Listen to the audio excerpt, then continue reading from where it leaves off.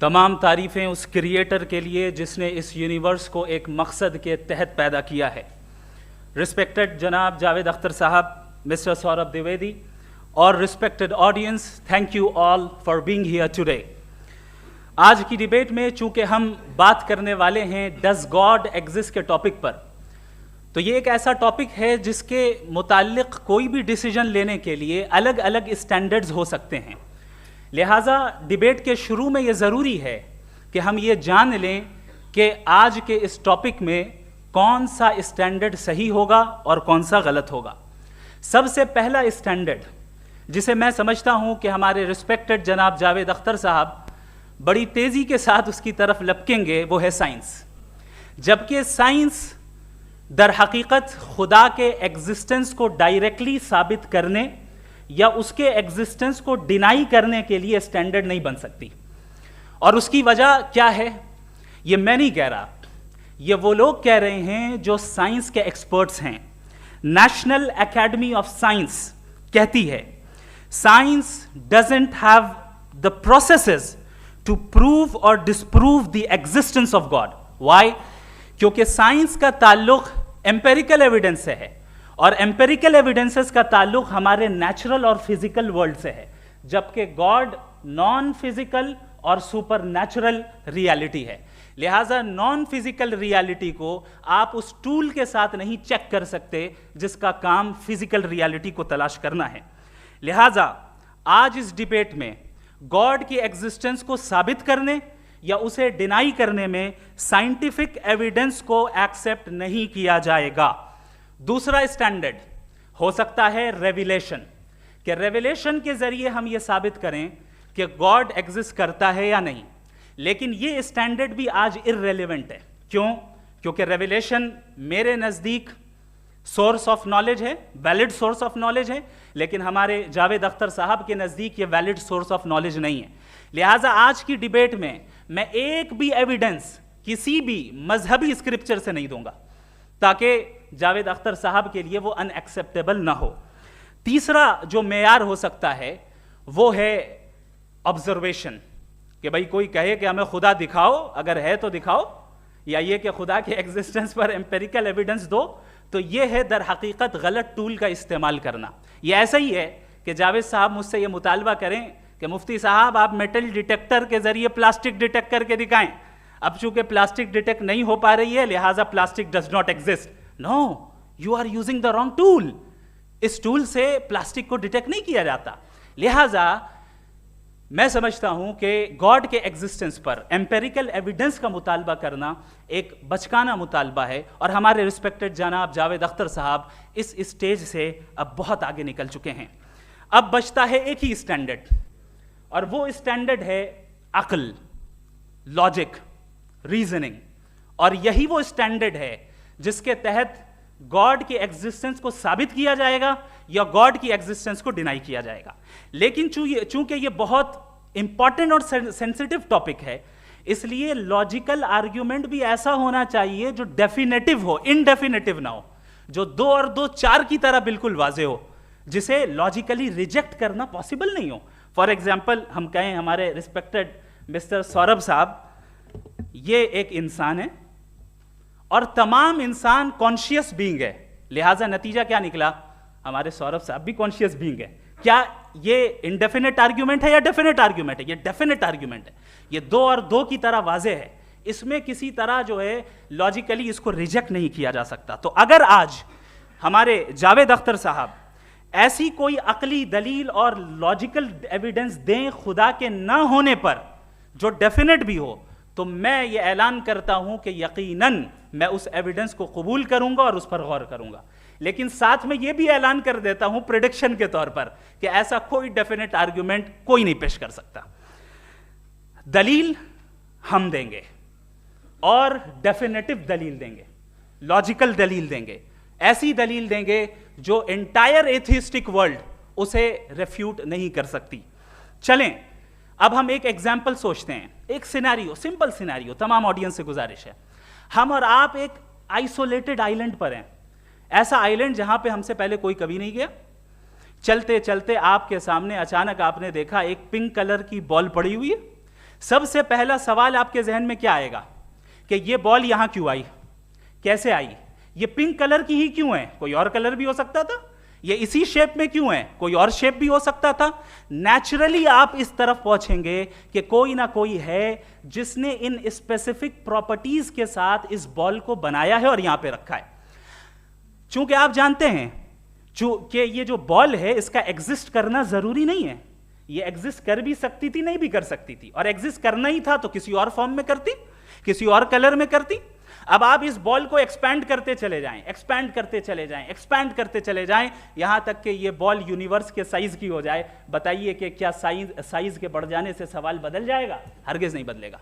अभी भी सवाल रहेगा, ये यूनिवर्स कहां से आया, इन स्पेसिफिक प्रॉपर्टीज के साथ कहां से आया, क्यों आया, किसने बनाया, ये सवाल उस वक्त भी वैलिड रहेगा। लेकिन ये सवाल अगर हम जनाब जावेद अख्तर साहब से करें तो चूंकि इनका वर्ल्ड व्यू एथिस्टिक है, और सिर्फ इनका नहीं, मतलब जितने भी एथिस्ट हैं और एथिस्टिक वर्ल्ड व्यू को रखने वाले से अगर आप ये सवाल करें कि ये यूनिवर्स कहां से आया, तो इनका जवाब या तो आर्ग्यूमेंट फ्रॉम इग्नोरेंस होगा या डॉगमेटिक होगा। या तो ये कहेंगे कि मुझे नहीं पता कि ये कहां से आया, लिहाजा गॉड डज नॉट एग्जिस्ट, ये आर्ग्यूमेंट फ्रॉम इग्नोरेंस है, या ये कहेंगे कि ये यूनिवर्स खुद ब खुद बन गया। इसका मतलब ये है कि उस बॉल को भी खुद ब खुद बन जाना चाहिए, लेकिन बॉल के ताल्लुक से ये एक्सप्लेनेशन एक्सेप्ट नहीं की जाएगी कि ये खुद ब खुद बन गई, लेकिन यूनिवर्स के ताल्लुक से कर दिया जाएगा। इसे हम दूसरे अल्फाज में डॉगमा भी कह सकते हैं। दूसरी चीज, हमारे जावेद अख्तर साहब जरूर गॉड ऑफ गैप्स की मिसाल भी जरूर देंगे, और मिसाल देंगे कि पहले ज़माने में बिजलियां कड़कती थी तो लोगों ने किसी एक खुदा की तरफ, और बारिश होती थी तो दूसरे खुदा की तरफ मंसूब कर दिया, उनके पास दलील नहीं थी।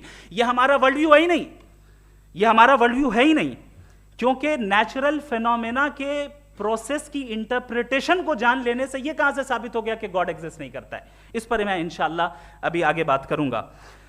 आप हजरात ये भी देखेंगे, और मैं ये एक्सपेक्ट करता हूं कि हमारे रिस्पेक्टेड जनाब जावेद अख्तर साहब जरूर इमोशनल आर्ग्यूमेंट्स भी देंगे, जो कि एक लॉजिकल फेलेसी है जब बात आती है ट्रुथ को डिसाइड करने में। क्यों? मिसाल के तौर पर वो कहेंगे कि अगर गॉड है तो ईविल क्यों एग्जिस्ट करता है, जबकि मैं कहता हूं ईविल का एग्जिस्ट करना गॉड के एग्जिस्ट करने की दलील है, उसके खिलाफ नहीं है। चूंकि अगर गॉड है तो हम सब उसके सामने अकाउंटेबल हैं, और अगर हम अकाउंटेबल हैं तो अकाउंटेबिलिटी के लिए ईविल का मौजूद होना जरूरी है, उसके बगैर हम अकाउंटेबल नहीं हो सकते। और अगर हम अकाउंटेबल नहीं हैं तो हम जनाब जावेद अख्तर साहब से पूछेंगे कि आप बताएं कि फिर सफरिंग इस दुनिया में क्यों है? अगर खुदा नहीं है तो सफरिंग क्यों है? और उन लोगों के जज्बे का क्या जिनके अंदर सफरिंग के बाद इंतकाम लेने का जज्बा पाया जाता है और वो इस दुनिया से ऐसे ही चले गए, क्या उनकी सारी तकलीफें बेकार चली जाएंगी? अब आ जाएं उसी एग्जाम्पल की तरफ कि बॉल, मुझसे अगर कोई पूछे इस बॉल को किसने बनाया और या इस एक्सपेंडेड बॉल को किसने बनाया, मैं कहूंगा कि चूंकि ये यूनिवर्स और इस यूनिवर्स की तमाम चीजें कॉन्टिंजेंट हैं। कॉन्टिंजेंट होने का मतलब ये होता है कि जो अपने एग्जिस्टेंस पे किसी के ऊपर डिपेंड करती हो, तो जाहिर है ये यूनिवर्स कॉन्टिंजेंट है। और अगर कोई चीज कॉन्टिंजेंट नहीं है तो मैं रिक्वेस्ट करूंगा कि मुझे दिखा दें कि कौन सी चीज यूनिवर्स में कॉन्टिंजेंट नहीं है, हम भी जरा गौर कर लें और हम भी देख लें। और जब कॉन्टिंजेंट चीजें मौजूद हैं तो फिलोसोफर्स की इस्तिलाह के मुताबिक, हम उस टर्मिनोलॉजी के मुताबिक हम उस जगह तक पहुंचते हैं और उस हस्ती तक पहुंचते हैं जिसे नेसेसरी बीइंग कहा जाता है, कि ये वो नेसेसरी बीइंग है जिसका मौजूद ना होना नामुमकिन हो। क्योंकि अगर ये मौजूद ना हो तो सारी चीजें एग्जिस्टेंस में आएंगी ही नहीं, और ये सारी कॉन्टिंजेंट चीजें उसी के ऊपर डिपेंड करती हैं। अब अगर आप ये सवाल करते हैं कि फिर उस हस्ती को किसने बनाया, फिर उसका कॉज क्या है, फिर उसका कॉज क्या है, फिर उसका कॉज क्या है, और एंडलेसली चले जाएं, इसे हम कहते हैं इन्फिनिट रीग्रेस ऑफ कॉजेस, जो कि लॉजिकल फेलेसी है। कॉन्सेप्चुअली इन्फिनिटी पॉसिबल है। मिसाल के तौर पे न्यूमेरिकल्स 1 2 3 गिनते चले जाएं, इन्फिनिट नंबर्स हैं। मैं कॉन्सेप्चुअली बात नहीं कर रहा, प्रैक्टिकली रियलिटी में साबित करके दिखाएं कि infinite regress of causes possible है या नहीं। अगर पॉसिबल है तो हम मान लेंगे, मिसाल दे दें, और पॉसिबल नहीं है तो एक ही ऑप्शन बचता है जिसे हम कहते हैं नेसेसरी बीइंग। ऐसी नेसेसरी बीइंग जो इंडिपेंडेंट है, क्योंकि अगर वो डिपेंडेंट हुई तो वो नेसेसरी नहीं रहेगी। ऐसी इंडिपेंडेंट बीइंग जो इटर्नल है, अगर वो इटर्नल नहीं होगी, उसकी बिगिनिंग होगी तो वो खुद कॉन्टिंजेंट है। ऐसी बीइंग जो पावरफुल है, क्योंकि कॉन्टिंजेंट को एक्चुअलाइज करने के लिए पावर चाहिए। ऐसी बीइंग जो इंटेलिजेंट है और नॉलेजेबल है, क्योंकि ये यूनिवर्स स्पेसिफिक फॉर्म और स्पेसिफिक लॉज ऑफ नेचर के तहत प्रिसाइजली चल रहा है। Thank you. थैंक यू मुफ्ती साहब। मैं इन दलीलों के बाद जावेद अख्तर साहब से गुजारिश करूंगा, आप बैठ के कि मेरी नॉलेज साइंस के बारे में बड़ी मामूली है, तो आप फिक्र ना करें उसकी, लेकिन कुछ कॉमन सेंस है मुझ में। देखिए, ये खुदा का तस्वुर कोई नया तस्वुर नहीं है, ये सदियों से रहा है। ये कुछ रिलीजन 3000 साल पुराने होंगे, 4000 साल पुराने होंगे, लेकिन इंसान कोई 10,000 12,000 साल से एग्जिस्ट करता है होमोसेपियन की शक्ल में, और हमेशा कुछ ना कुछ मज़हब रहे। ये मज़हब जाहिलों के नहीं थे, ये मज़हब एक ऐसी ग्रीक सोसाइटी के थे जहाँ बड़े बड़े फिलोसफर्स पैदा हुए। ये मज़हब इजिप्शियंस के थे जिन्होंने पिरामिड्स बनाए थे। ये रोमन्स के थे कि जिनका आर्किटेक्चर और सेनेट यानी पहली बुनियाद डेमोक्रेसी की लिमिटेड थी, मगर डेमोक्रेसी थी, ये उन लोगों ने किए थे। तो इनका जो जुपिटर था, रा था, ज़्यूस था, उन्हें उस पर इतना ही एतमाद था जितना आज किसी मजहबी आदमी को अपने खुदा पे होगा। क्रिश्चियनिटी आने से पहले यूरोप में एक मज़हब था जर्मेनिक रिलीजन। उसका एक खुदा था, उसकी एक बीवी थी, उसके 2 बेटे थे, एक बेटी थी। फिर जर्मनी में जब यूरोप में क्रिश्चियनिटी आई तो वो खुदा, उसकी बीवी और पूरे ख़ानदान चला गया। तो हमने, अगर हम हिस्ट्री देखें तो खुदा जो हैं वो ज़्यादातर फ़नी हैं, वो हमेशा रहे नहीं। और वो जो लोग इन्हें मानते थे उनको आप कहें वो तो जाहिल थे, उन्हें तो कुछ पता ही नहीं था, ऐसा नहीं है। वो अपने वक्त में बड़े काबिल लोग थे और अपने वक्त में उन्होंने बड़े बड़े काम किए हैं, फिलोसफर्स थे, साइंटिस्ट थे, लेकिन उनका मज़हब कहाँ गया, उनके खुदा कहाँ गए? आज जो खुदा हैं दुनिया में लोग उन्हें मानते हैं। आपको क्या मालूम कि कितने बरसों के बाद क्या होने वाला है? हम यूरोप में देखते हैं तो चर्च खाली हैं। तो वक्त के साथ चीज़ें बदलती हैं। जहाँ तक इसका ताल्लुक़ है मज़हबों का, हर मज़हब आपसे एक चीज़ मांगता है, फेथ। ये फेथ क्या चीज़ होती है? What is the difference between faith and belief? ये तो बहुत ही अहमखाना बात होगी कि कोई आदमी कहे साहब अगर खुदा है तो मुझे दिखाइए। ये तो जाहिलाना बात हुई। मैंने तो नॉर्थ पोल नहीं देखा है, मगर मैं मानता हूँ कि नॉर्थ पोल है। मैं क्यों मानता हूँ? इसलिए कि अगर ये दुनिया राउंड है तो उसका कोई टॉप होगा। कुछ लोग हैं जो वहाँ गए भी हैं, कॉमन सेंस कहता है कि ऐसा होगा, सबूत है, गवाह है, रीज़न है। तो ये मेरा फेथ नहीं है। तो फेथ में और बिलीफ में डिफरेंस क्या है? जो मज़हब मांगता है आपसे, हर मज़हब फेथ मांगता है। फेथ का मतलब ये है कि ना कोई गवाह हो, ना कोई सबूत हो, ना कोई रैशनल हो, ना कोई लॉजिक हो, ना कोई प्रूफ हो, मगर तुम एक बात को मानो। ये है फेथ। वरना बिलीफ होता। अगर इसमें कुछ भी सबूत होते, गवाह होते, तो फिर इसे आप बिलीफ कहते। जैसे मेरा बिलीफ है कि नॉर्थ पोल है, मेरा फेथ थोड़ी है। फेथ इन तमाम शर्तों को रद्द करता है। तो फिर स्टुपिडिटी क्या है? अगर मैं एक बात ऐसी मानूं जिसकी ना कोई लॉजिक है, ना कोई रैशनल है, ना कोई प्रूफ है, ना कोई गवाह है, ना कोई सबूत है, और मैं उसे मानूं, तो ये स्टुपिडिटी हुई। इसे ही भाई कल को मैं यकीन कर लूं कि एलॉन मस्क जो है मेरा भाई है, तो मुझे इंतहाई खुशी होगी, सुकून भी बहुत मिलेगा मुझे। लेकिन और कहे भाई क्यों मानते हो, क्या सबूत है? भाई वो तो अमेरिकन है और तुम तो इंडियन हो, वो तो नस्ल अलग है, तुम्हें कभी मिले भी नहीं। साहब देखिए, मेरा फेथ है, इस पर बात ना किया। फेथ का मतलब ही यह है कि आप प्रूव नहीं कर सकते। अगर आप प्रूव कर सकते हो तो फेथ की ज़रूरत ही नहीं, फिर तो आप बात करेंगे, आप कितनी बहस कर लीजिए। अल्टीमेटली दुनिया का हर मज़हब फेथ पे टिका है, और फेथ का मतलब है एक ऐसा यकीन जिसका कोई सबूत, कोई गवाह, कोई रैशनल नहीं। अब आप ये कहें, क्या आप ये क्यों कह रहे हैं कि साहब ये कायनात किसने बनाई? कमाल ये है कि आपने बताया कि एक आइलैंड पर गए और एक बॉल देखी। आपने ये नहीं कहा कि आइलैंड किसने बनाया, आपको सिर्फ बॉल पे हैरत हुई। हमने आइलैंड पे हमने हैरत नहीं की, होते हैं आइलैंड। इसी तरह ये आइलैंड है, सितारे, ये गैलेक्सीज, ये सब आइलैंड हैं, खला में। हम उन्हें टेकन फॉर ग्रांटेड लेते हैं, हम पूछते नहीं किसने बनाए। आपने जजीरे के बारे में भी नहीं पूछा है। मेरी पैदाइश कैसे हुई? क्या मैं प्लान्ड पैदा हुआ था? I was plan to be born, या एक लकी स्पर्म था जो किसी एक से चिपक गया? मेरी पैदाइश रैंडम। और इंसाफ जिसे आप कहते हैं, इंसाफ का तो नेचर से कोई वास्ता ही नहीं है।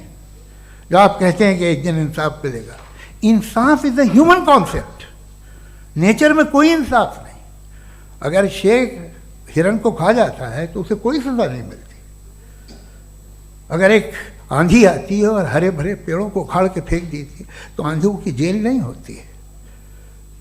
नेचर में इंसाफ नहीं, इसलिए मुझे नेचर को इंसाफ की ज़रूरत भी नहीं। नेचर तमाम एक है। अब हम कहें कि साहब ये देखिए जो मैंने खाना खाया था, ये मेरी आँख तो नहीं यूँ कर दिया उसे, तो इसे सज़ा मिलनी नहीं, वो सिस्टम है, ऐसे ही चल रहा है। नेचर बगैर इंसाफ के है। इंसाफ इज़ अ ह्यूमन कॉन्सेप्ट। तो जो आपसे कहता है कि मैं तुम्हें इंसाफ दूंगा, वो इंसानी जहन की पैदावार है। ये नेचुरल है ही नहीं, ये आसमानी है ही नहीं। नेचर का तसव्वुर, इंसाफ का तसव्वुर। भाई आप साथ मिलते हैं, अब आप लेफ्ट हैंड ड्राइव कर लें, ये क्या है? तमाम सच, तमाम नेकी, तमाम शराफत लेफ्ट हैंड ड्राइव है। वरना क्या होगा, या तो आप क्रॉस कर देंगे, आपका एक्सीडेंट हो जाएगा, या आप किसी को मार देंगे, या ट्रैफिक जैम हो जाएगा। झूठ, बेईमानी, रिश्वतखोरी, ये तमाम जो है driving on the wrong side है। इसके ऊपर कुछ नहीं। ये तो हमने बनाया, जैसे हमने लेफ्ट हैंड ड्राइव बनाई है। ये कॉन्सेप्ट ऑफ इंसाफ जो है ये हमारा है, इसका नेचर से कोई वास्ता नहीं। शेर खा जाता है हिरन को, उसे जेल होती है क्या? कुछ भी नहीं, है ही नहीं। तो ये जो दुनिया के रिलीजन प्रॉमिस करते हैं आपसे इंसाफ, इसी से मालूम होता है कि ये मैन मेड है। ये तसव्वुर कहीं और का है ही नहीं। जो नेचर है, कुछ लोग कहते हैं नेचर ही खुदा है, तो नेचर में तो इंसाफ नहीं कहीं। और आप वादा कर रहे हैं कि तुम्हें मरने के बाद इंसाफ मिलेगा। मुझे अगर मिलेगा तो मैं बहुत खुश हूँगा, लेकिन मैं यकीन नहीं कर पाता हूँ, इसलिए कि मैं फेथ नहीं पैदा कर सकता। The very fact that religions demand faith, इसका मतलब है कि उनके पास जस्टिफिकेशन नहीं है। अच्छा था, फिर रिलीजन अगर मॉडरेशन में है, कोई सा भी नहीं, वो आप में कुछ खूबियाँ भी पैदा करता होगा, देखिए उससे ये फ़ायदा है, वो फ़ायदा है। अल्कोहल जो है वो ज़्यादातर दवाओं में यूज़ होती है, और एक सर्वे किया गया था अमेरिका में कि लॉन्जिटिविटी किन लोगों की है। तो एक तरफ वो लोग थे जो शराब पीते ही नहीं थे, और एक तरफ वो थे जो एक बोतल शराब रोज़ पीते थे। सबसे ज़्यादा लंबी उम्र उनकी है जो 2 पैक नाप के शराब पीते हैं और खाना खाते हैं। मगर हम शराब को बुरा समझते हैं, मैं भी बुरा समझता हूँ। क्यों? ऐसा होता नहीं। कुछ चीज़ों में आदत होती है कि वो बढ़ती है। आज तक में एक आदमी दूध पीता है, आप 10 साल बाद भी मिलेंगे तो एक ही गिलास पीता होगा। ऐसा नहीं होता, सुबह से दूध पीता रहता है। मिल्कोहलिक मैंने नहीं देखे, अल्कोहलिक होते हैं। ये टेंडेंसी है मजहब की कि वो बढ़ता है, जैसे कैंसर बढ़ता है, जैसे शराब बढ़ती है। कुछ लोग होंगे जो उसे सही तरह से यूज़ करते हैं। मुझे यकीन है कि हमारे मुफ्ती साहब भी उनमें से एक हैं, इनसे बहुत खुशी हुई मुझे इनसे मिलकर। लेकिन कितने लोग हैं कि आज आप देखते हैं दुनिया में जो तबाहियाँ हैं, इनमें कितना हाथ है उन लोगों का जो बिलीवर कहते था मजहब ये नहीं कहता, ना कहता होगा, मगर जब ये मजहब पीते हैं तो ऐसे बिहेव करते हैं। थोड़ा सा अगर हो तो शायद बहुत अच्छी बात, लेकिन शराब थोड़ी सी नहीं रहती, उसमें टेंडेंसी है पहले। थोड़ा सा अगर 2-3 कैंसर के सेल हो ना बॉडी में तो आदमी स्लिम रहेगा, लेकिन वो 2-3 सेल नहीं रहते, वो मल्टीप्लाई होते हैं। जावेद साहब टाइम पूरा हो गया। टाइम हो गया, तो बस बात खत्म हो गई। अच्छा, मुझे कुछ और कहने को था भी नहीं। जी, मैं पहले जवाबी दौर के लिए इनवाइट कर रहा हूँ मुफ्ती साहब को। Your rebuttal. आपकी बात को सुनकर बड़े महजूज हुए हम लोग। महजूज, do you understand? We enjoyed. Okay, अब थोड़ा सा लॉजिकली उसको हम लोग देखते हैं। दरअसल हम लोगों ने कल गुजारिश की थी मुफ्ती साहब से भी, जावेद साहब से भी, कि हिंदुस्तानी ज़बान आम फहम सबको समझ में आ जाए और जहाँ कहीं आप मुश्किल शब्द इस्तेमाल करें वहाँ बताते भी चलें। Thank you. तो सबसे पहले हमारे रिस्पेक्टेड जावेद साहब ने हवाला दिया कि खुदा फ़ानी है।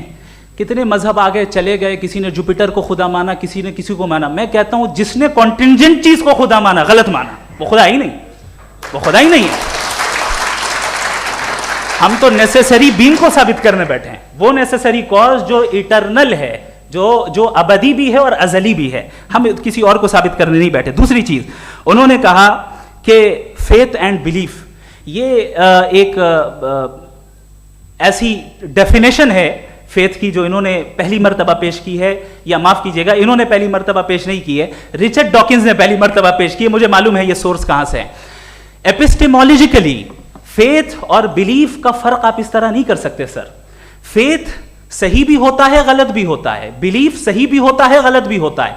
जो लॉजिक, रीजन और एविडेंस से बैक्ड होगा वो फेथ सही होगा। और आप जिस फेथ की बात कर रहे हैं कि इलॉजिकल है और उसके पीछे नहीं है, तो we are on the same page. हम नहीं मानते उस फेथ को, जो फेथ ऐसा हो जिसके पीछे कोई लॉजिक ना हो, एविडेंस ना हो, हम नहीं मानते। हम तो उस फेथ के कायल हैं जिसके पीछे लॉजिक हो और एविडेंस हो। तो बिलीफ सही भी होता है, गलत भी होता है, फेथ भी सही होता है और गलत भी होता है। तो आज फेथ और बिलीफ के डिफरेंस पे बात नहीं हो रही है। आज आप चाहे फेथ एक्सेप्ट कर लें या बिलीफ एक्सेप्ट कर लें, आज ये बात होगी कि ट्रूथ क्या है। चाहे ट्रू बिलीफ सही है या ट्रू फेथ सही है, और फॉल्स फेथ क्या है और फॉल्स बिलीफ क्या है, बात इस पे हो रही है। दूसरी चीज इन्होंने पूछा, स्टुपिडिटी फिर क्या है? अगर फेथ रिलीजन स्टुपिडिटी नहीं है तो और क्या है? चूंकि फेथ का मुतालबा करते हैं तो स्टुपिडिटी क्या है? मैं कहता हूं स्टुपिडिटी एथिज्म है। उसकी वजह यह है कि आप एक सड़क पे जा रहे हो और आप किसी गार्डन में जाएं और देखें वहां लिखा है फूलों के साथ, I love Javed Akhtar and I really do, I love you sir. तो जब आप वहां पर पहुंचे तो वहां पहुंचकर अब ये बताएं, क्या आप ये कहेंगे wow what a natural selection? ये क्या नेचुरल सिलेक्शन है? नहीं, ये प्रिसाइजली डिजाइंड है, इसके पीछे डिजाइनर है।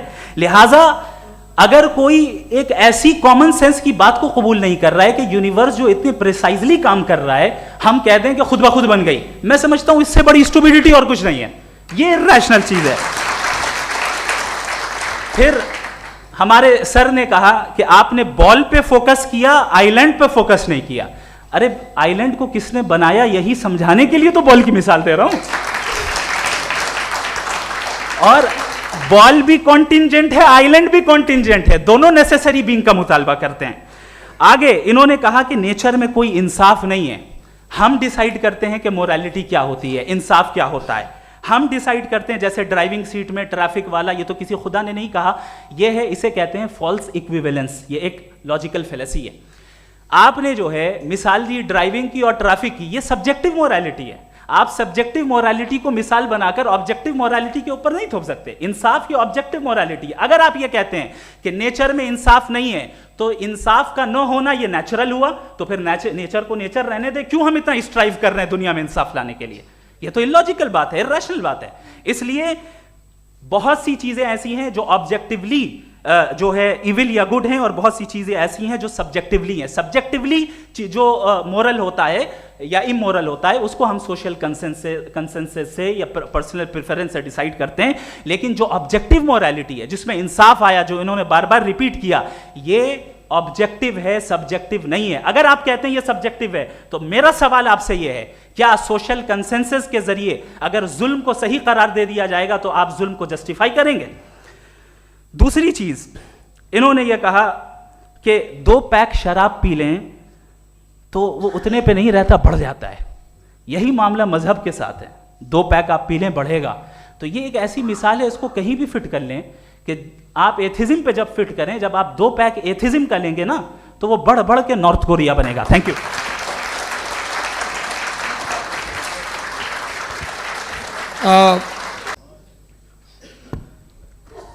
मुझे इस बात की खुशी है कि मुफ्ती साहब ने भी मान लिया कि नेचर में कोई इंसाफ नहीं है। तो कोई भी चीज़ जो इंसान ने नहीं बनाई है उसमें इंसाफ नहीं होता है। एक बात मैं आपसे अर्ज़ करूँ, ज़रा पता लगा लीजिएगा, ये जो आप बाग में जाते हैं बेहद खूबसूरत फूल देखते हैं ना, इनमें से कोई नेचुरल नहीं है। ये सारे फूल क्रॉस करके बनाए गए हैं। जो जंगल में फूल होते हैं नहायत मामूली होते हैं, ये फूल इंसानों ने बनाए हैं। जो आप बाग में देख के वाह वाह कहते हैं, ये इंसानों के बनाए हुए हैं। डिफरेंट फूलों को क्रॉस करके, डेवलप करके, फिर क्रॉस करके इस तरह से बनाए गए। नेचुरल फ्लावर नहीं। किसी जंगल वीरान में जाके आप गुलाब के फूल नहीं देखेंगे। ये सब बनाए हुए इंसान ने, बहुत से काम इंसान ने किए हैं। बाकी है कि आपने मेरी एक बात का जवाब नहीं दिया, जिससे मुझे शिकायत है कि फेथ क्या है और आप फेथ मांगते क्यों हैं मुझसे। आप तो लॉजिकल हैं, आपके पास तो सारे रैशनल्स हैं, आपके पास सारे सबूत हैं, तो आपको फेथ की डिमांड क्यों करते हैं कि भाई तुम सरेंडर कर दो और सवाल मत करो। कोई मजहब सारे सवाल करने की इजाज़त नहीं देता है और मना करता है कि ज़्यादा सवाल ना करो, बह जाओगे तुम। आप क्यों रोकते हैं? हकीकत यह है कि इंसानी तारीख क्या है। इंसानी तारीख ये है कि दुनिया में दो तरह के लोग हुए हैं। एक वो जिन्होंने अपनी लाइल्मी की परस्तिश की है, दूसरे वो जिन्होंने अपनी इग्नोरेंस या लाइल्मी से झगड़ा किया है और मालूम किया है कि क्या है। ये जो आप कह रहे हैं, आज आप हैरान हैं कि भाई ये यूनिवर्स कैसे बनी। लोग हैरान थे कि सूरज डूबता है तो इधर से कैसे निकलता है। और आप एक कदम जाके हमेशा का मानने को तैयार है, एक कदम पीछे ही मान जाइए। भाई आप इसके बाद जाते हो, कहते सवाल ना करना कि ये कहाँ से आया, ये पावर तो हमेशा से हमेशा रहेगी। तो आप यूनिवर्स के बारे में मानने में क्या तकलीफ है? एक कदम पहले रुक जाइए, ये हमेशा से थी या नहीं थी हमें मालूम नहीं है। और ये कहना कि हमें मालूम नहीं है, कमाल ये है कि दुनिया के सारे मजहब सब जानते हैं ये दुनिया कैसे बनी थी, कैसे मिटेगी, मरने के बाद क्या होगा, इनको सब इल्म है। इनको किसी को डायनासोर होते थे पहले ये नहीं पता था, किसी को नहीं पता। किसी भी दुनिया की मजहबी किताब में डायनासोर का जिक्र नहीं है। लेकिन बाकी सब बातें, how to make universe in 4 easy lessons and बाकी सब पता है। जिसको सब पता है वो गड़बड़ है। हम में ये इंकिसार, ये ह्यूमिलिटी होनी चाहिए कि हम ये कहें कि हमें ये बहुत सारी बातें नहीं मालूम, लेकिन हम उनकी परस्तिश न करना, अपनी लाइल्मी को की परस्तिश न करें, हम उसे पता लगाने की कोशिश करें। जिस दुनिया में आप बैठे हैं सर, ये हॉल जो है, ये इलेक्ट्रिसिटी जो है, ये माइक जो है, जिस हवाई जहाज से आप आए थे, वो जिस कार से आप यहाँ आए हैं, ये सब उन लोगों की बनाई हुई है जिन्होंने सवाल किए थे। ये दुनिया जिसमें आप आज आराम से हैं, ये उन लोगों की बनाई है कि जिन्होंने सवाल किए थे। और हर स्टेज पे इन सवालों को मकरूह कहा गया था, गलत कहा गया था। आप ज़रा तारीख पढ़िए, एक बड़ी दिलचस्प किताब है बर्ट्रैंड रसेल की, जिसमें उसने रिलीजन एंड साइंस कि कब से रिलीजन जो है साइंस के अगेंस्ट है। और हद तो ये है कि भाप के इंजन के खिलाफ थे, स्टीम इंजन के भी खिलाफ थे, और फतवे हुए उन पर, वेटिकन ने दिए। तो ये हमेशा, अभी जैसे ही ये राइट विंगर आते हैं अमेरिका में पावर में, तो वो जो अपना ये क्या बोलते हैं उसे, सीड क्या बोलते हैं, सीड क्या जो, हाँ नहीं सीड जो होते हैं जिस पे जी, नहीं भाई, वो जो ह्यूमन बॉडी के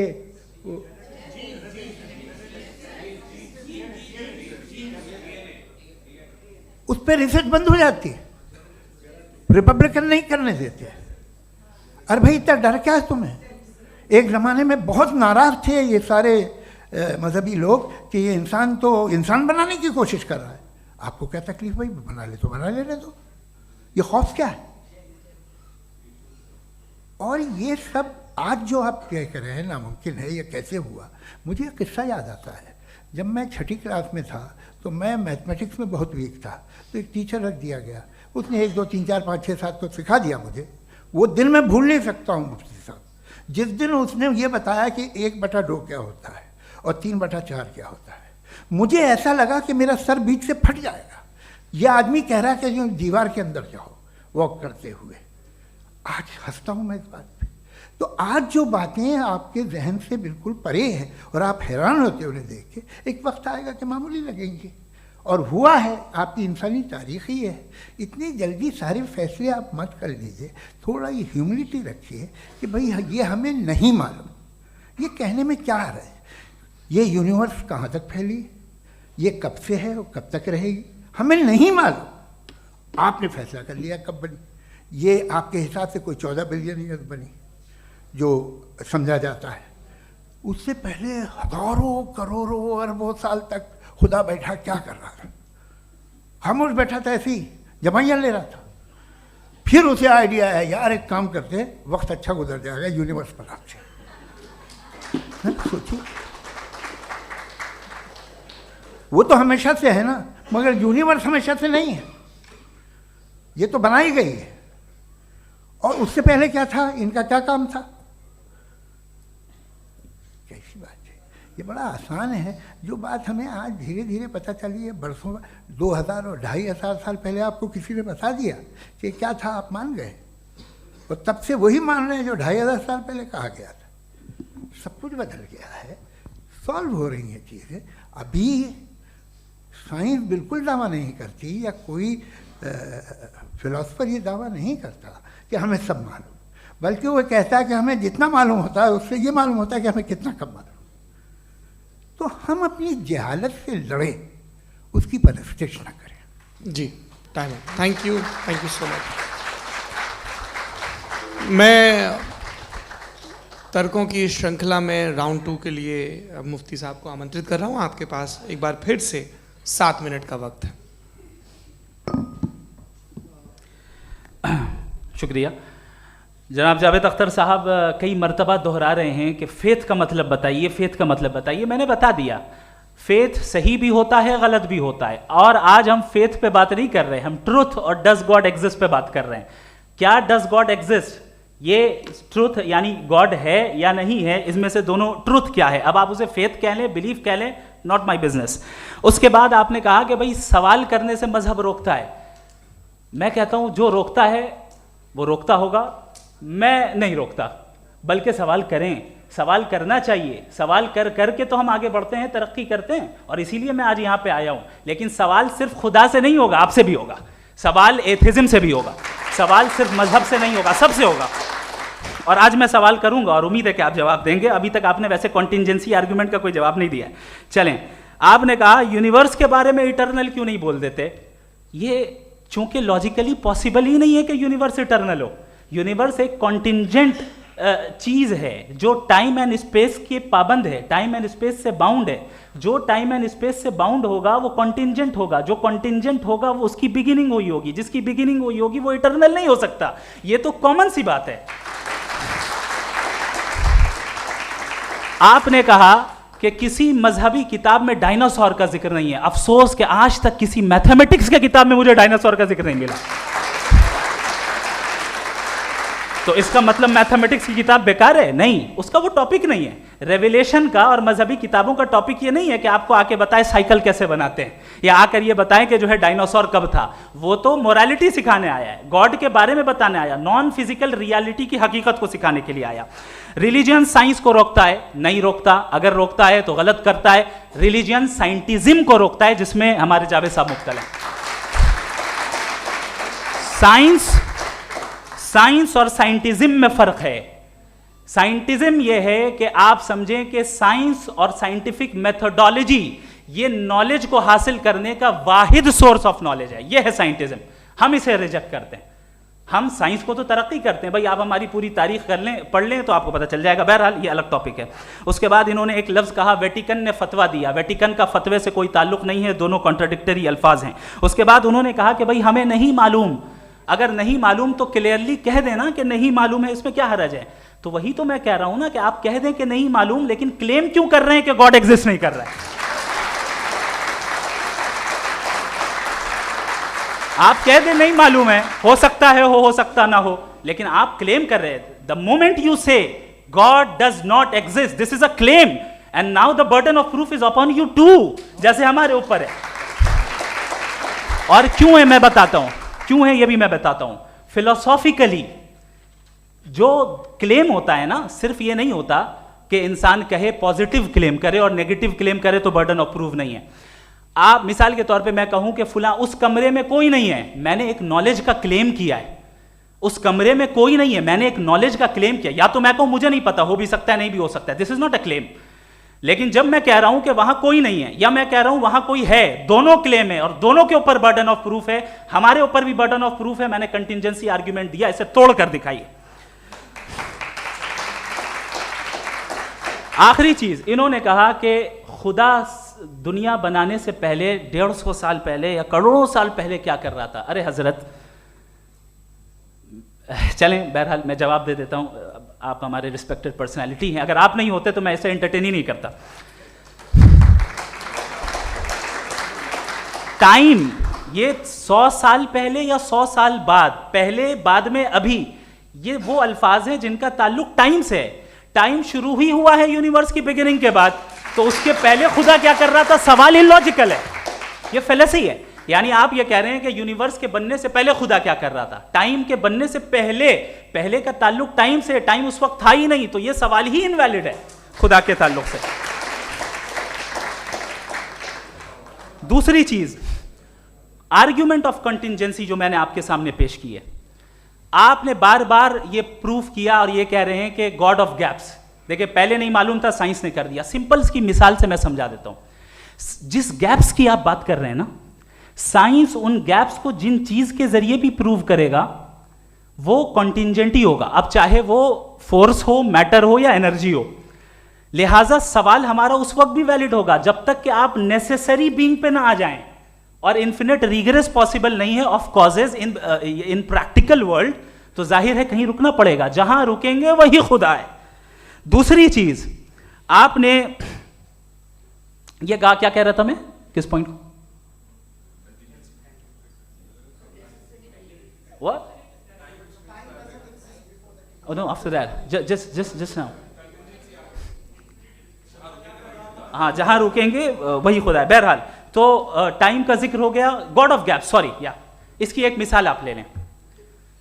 एक कार है, एक साहब ने देखा कि भाई कार जो है उसके व्हील्स कितने अच्छे लगे हुए हैं सही जगह पे, स्टीयरिंग जो है कितने अच्छे जगह पे लगी हुई है, और सीट्स कितने वेल डिजाइंड है, कितनी प्रिसाइजली ये कार काम कर रही है। तो जरूर कोई ना कोई इसे क्रिएट किया है, किसी ने क्रिएट किया है। अब जावेद साहब आए और कहे अरे जनाब बोनेट खोलिए, इसमें इंजन है, इंजन इस कार को चला रहा है, hence prove no one has created the car. This is illogical, this is irrational. आपने इंजन के जरिए उस गैप को तो साबित किया, लेकिन क्या उससे कार की जो क्रिएशन है और उसका जो क्रिएटर है ये इम्पॉसिबल हो जाए, ऐसा पॉसिबल है? उसका सवाल खत्म हो जाए, ऐसा पॉसिबल है? नहीं। आपने गैप्स को फिल करके, कॉन्टिंजेंट चीजों से गैप्स को फिल करके हमारे ऑब्जर्वेशन को और ब्रॉड कर दिया। अब हमें और पता चल गया कि ये जो कार है इसका सिस्टम कितना ज्यादा कॉम्प्लेक्स है। पहले कम समझते थे, अब कॉम्प्लेक्सिटी और ज्यादा वाजे हो गई। अब हमें समझ में आ रहा है कि हमारी सर्टेनिटी और बढ़ गई कि जरूर इस कार को किसी ना किसी ने बनाया। यही मामला यूनिवर्स का है। साइंस हमेशा फिजिकल वर्ल्ड की चीजों को ही फिल करती जाएगी और फिजिकल चीजों से ही करती जाएगी, चूंकि एम्पेरिकल एविडेंस का ताल्लुक फिजिकल वर्ल्ड से है। आप साइंस के जरिए मेटाफिजिकल रियलिटी को कभी साबित नहीं कर सकते। ये रॉन्ग टूल का इस्तेमाल करना है। ये वही काम है कि आप मेटल डिटेक्टर से प्लास्टिक डिटेक्टर करने चलें, जो कि जाहिर है सही नहीं है। Thank you.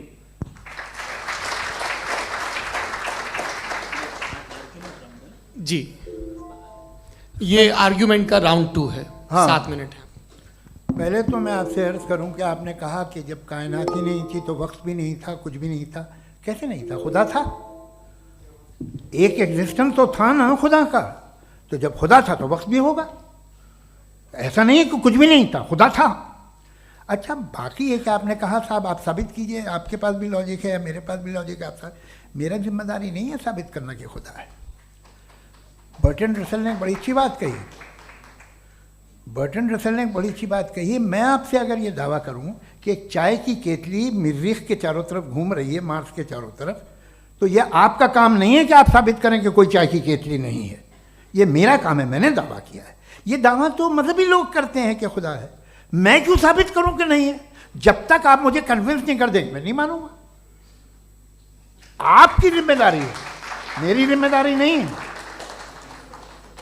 दोयम ये कि ये जो आप कह रहे हैं, जो गैप्स हैं, ये गैप जब जब किसी मजहब को चैलेंज करते हैं, जब ऐसा कोई बात आती है तो हंगामा हो जाता है कि जब वो चैलेंज करें किसी फेथ को।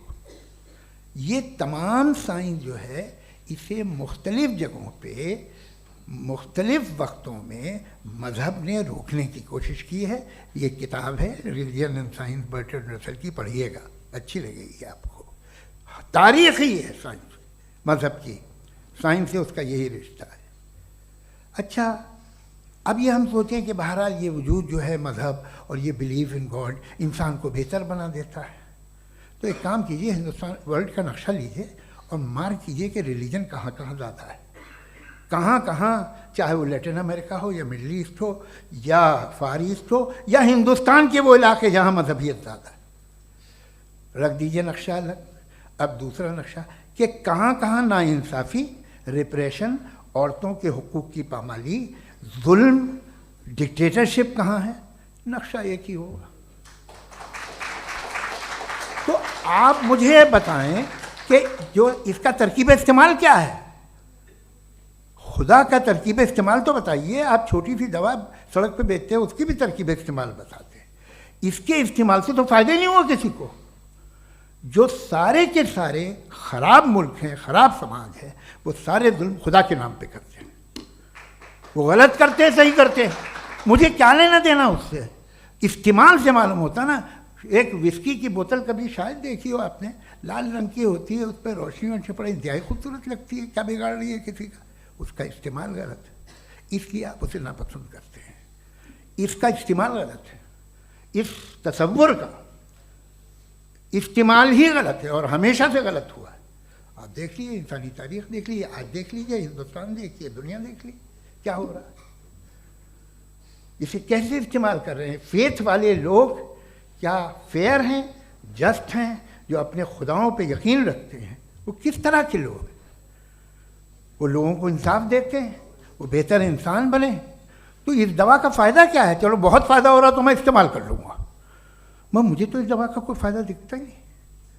मुझे तो ऐसा लगता, मैं एक और बात बताऊँ, अगर कोई आदमी मजहबी है और अच्छा आदमी है तो मैं उसकी बहुत इज्जत करता हूँ, इसलिए कि मेरा ख्याल है मजहबी आदमी का अच्छा होना मुझसे अच्छा होने से ज़्यादा मुश्किल है। भाई हर चीज़ की एक लिमिट है। आप इतना भाग सकते हैं, इतना नहीं भाग सकते, इतना वज़न उठा सकते, इतना नहीं उठा सकते, इतना दूर देख सकते हैं, इतना दूर नहीं देख सकते। उसी तरह कॉमन सेंस कहता है कि आप में नेकी का भी एक कोटा होगा। अब आप अगर सुबह जाते हैं अपनी इबादत गाह और इबादत करते हैं तो बाहर निकलते हैं तो आप तो यही महसूस करते हैं कि आपने एक बहुत अच्छा काम किया, आपकी नेकी का एक बहुत बड़ा कोटा खर्च हो गया जिससे किसी का कोई फ़ायदा नहीं। मैं तो नहीं जाता हूँ तो मुझे तो किसी को खाना खिलाना पड़ेगा, किसी बेवा की मदद करनी पड़ेगी। मैं अपना कोटा कैसे कंज्यूम करूँ? आप अपना कोटा, सारे मजहबी लोग इंतहाई यूजलेस कामों में यूज़ करते हैं। उसके बाद भी अगर आप में बच्ची है थोड़ी सी शराफत, तो भाई वाह, क्या बात है।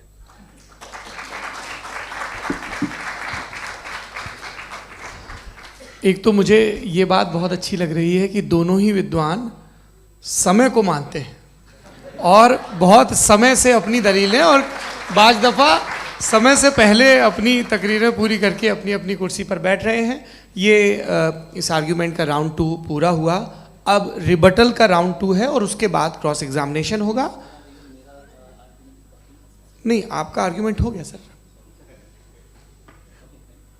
हमारे यहाँ स्कूल के सिलेबस में पंच परमेश्वर कहानी पढ़ाई जाती है, प्रेमचंद जी की लिखी हुई। आप निश्चिंत रहिए, आपके कोई राउंड में मिस नहीं होने दूंगा। रिबटल का राउंड 2, मुफ्ती शमाइल नदवी साहब।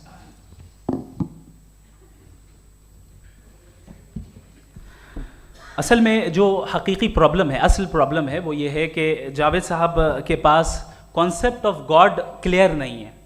इन्होंने कहा कि कायनात से पहले खुदा तो था, तब भी तो टाइम होगा। ये टाइम कायनात का हिस्सा है। हम खुदा, उस खुदा को मानते हैं, नेसेसरी बीइंग का टाइमलेस होना ज़रूरी है, चूंकि वो टाइम का क्रिएटर है। जब उसने टाइम को क्रिएट किया तो वो खुद टाइम पे कैसे होगा? उसने जब स्पेस को क्रिएट किया तो खुद स्पेस में कैसे होगा? अगर वो टाइम एंड स्पेस को पहले से ही उसका पाबंद है तो फिर किस चीज़ को उसने क्रिएट किया? लिहाजा ये सवाल गलत है कि खुदा था तो टाइम होगा। बिल्कुल नहीं, टाइम के पाबंद हम हैं, खुदा नहीं है। हम फिजिकल वर्ल्ड से ताल्लुक़ रखते हैं, वो मेटाफिजिकल रियलिटी है। दूसरी चीज़ इन्होंने मिसाल दी कि चाय की केतली हवा में घूम रही होगी, और पता नहीं शायद वो बर्टन रसल का उन्होंने हवाला दिया। बहरहाल यही प्रॉब्लम है। प्रॉब्लम यही है कि हम चीज़ों के दरमियान डिफ्रेंशिएट नहीं कर पाते। ये जो आपने मिसाल दी ये इमेजिनेशन है, और मैं जो साबित कर रहा हूँ वो लॉजिकल नेसेसिटी है। आप इमेजिन करने आए तो कुछ भी करें, जुपिटर में पिंक एलिफेंट होगा, यूनिकॉर्न होगा, करें, उससे कायनात पे क्या फ़र्क पड़ता है? उससे आप लॉजिकल नेसेसिटी साबित नहीं कर सकते। मैं तो उस प्राइम कॉज की बात कर रहा हूं, उस नेसेसरी बीइंग की बात कर रहा हूं जिसके बगैर इस कायनात का एग्जिस्टेंस मुमकिन नहीं है। दूसरी चीज़, मजहब को साइंस चैलेंज करती है वगैरह वगैरह, ये हमारा टॉपिक ही नहीं है। मैं इस पर बात करूंगा तो फिर मेरा वक्त चला जाएगा। मजहब के ऊपर चूंकि हमारी डिस्कशन नहीं है, साइंस को मजहब और बिलखुसूस मैं और हमारा वर्ल्ड व्यू कम अज़ कम साइंस को पीछे नहीं करता है, साइंटिज्म की मजम्मत करता है। इसकी वजाहत मैंने पहले कर दी। दूसरी चीज़ इन्होंने कहा वर्ल्ड का नक्शा लीजिए, वर्ल्ड मैप लीजिए, दो अलग अलग जगह की। हज़रत मैंने ये होमवर्क किया था, और मैंने मिडिल ईस्ट का एक नक्शा लिया और यूरोप का एक नक्शा लिया। ये मजहबी इलाका और ये लिबरल और एथीस्ट इलाका। मुझे पता चला कि सबसे ज़्यादा रेप केसेस जो हैं वहाँ पर हैं।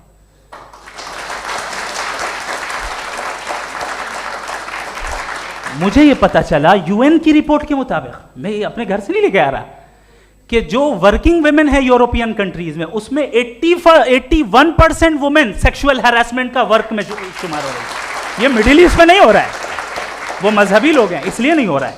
दूसरी चीज, आपने ये कहा कि मजहबी आदमी का अच्छा होना हमारे अच्छे होने से बहुत मुश्किल है, बहुत मुश्किल है। तो इसका मतलब यह है कि गॉड के अलावा आपके पास अच्छे और बुरे का कोई स्टैंडर्ड है।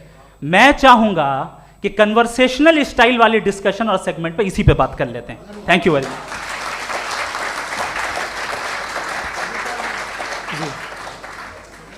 ये रिबटल का राउंड 2 है। आपके पास 5 मिनट का वक्त है, और इसके बाद क्रॉस एग्जामिनेशन शुरू करेंगे। आप चाहें तो जो इन्होंने सवाल पूछे उनके जवाब आप रिबटल में भी दे सकते हैं। जी जी, देखिए, पहले तो ये बात कि ये मिसाल गलत नहीं है, गलत है। इन्होंने पहले ही हमको डिसार्म कर दिया।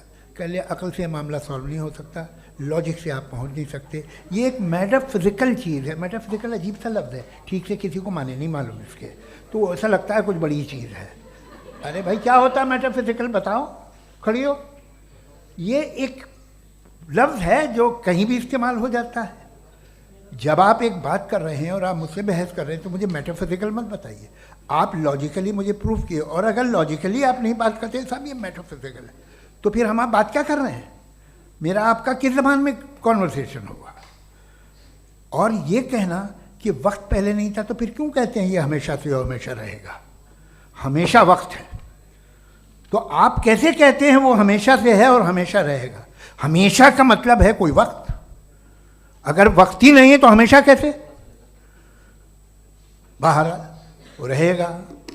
अब मैं ये देखता हूँ, आपने कहा ना कि वहाँ रेप ज़्यादा होते हैं, तो हम एक बात देखते हैं कि ये दुनिया जिस पे वो कादर मुतलक है, जिसकी मर्ज़ी के बगैर पत्ता भी नहीं हिलता, ओमनीपोटेंट है, ये दुनिया चल कैसे रही है? और इस दुनिया का हाल क्या है? 45,000 बच्चे जो 10 साल की उम्र से कम थे वो गाजा में मरे। भूख से काला हांडी में बच्चे मरते हैं और डिप्थेरिया से मरते हैं।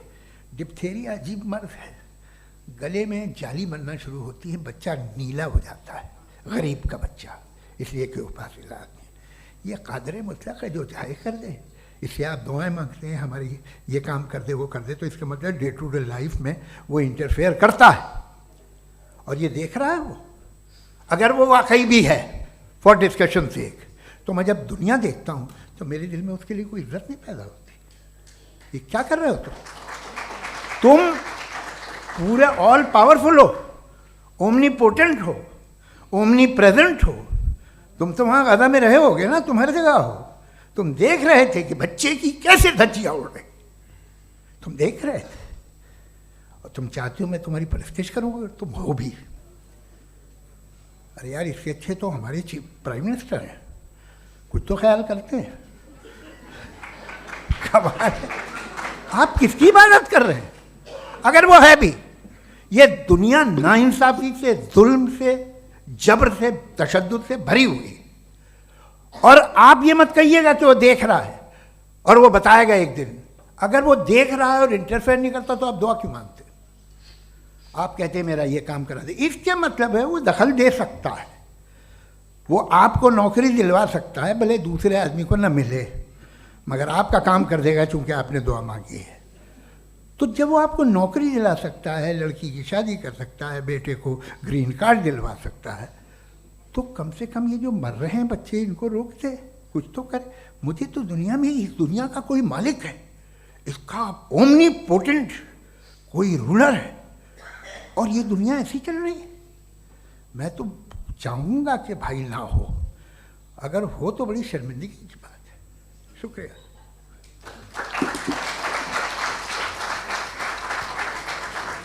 देवियों और सज्जनों, इस बहस के 2 राउंड और 2 रिबटल पूरे हो चुके हैं।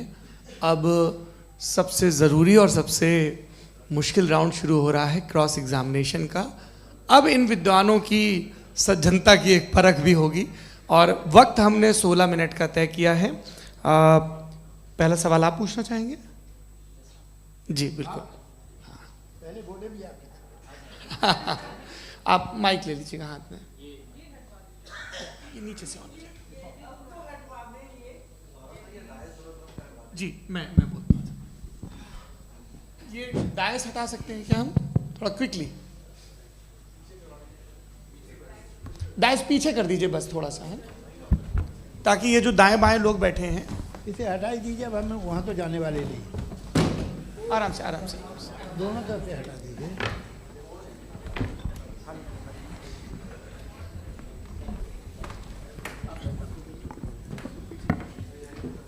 इस बीच आप लोग भी अपने अपने सवाल तैयार कर लें।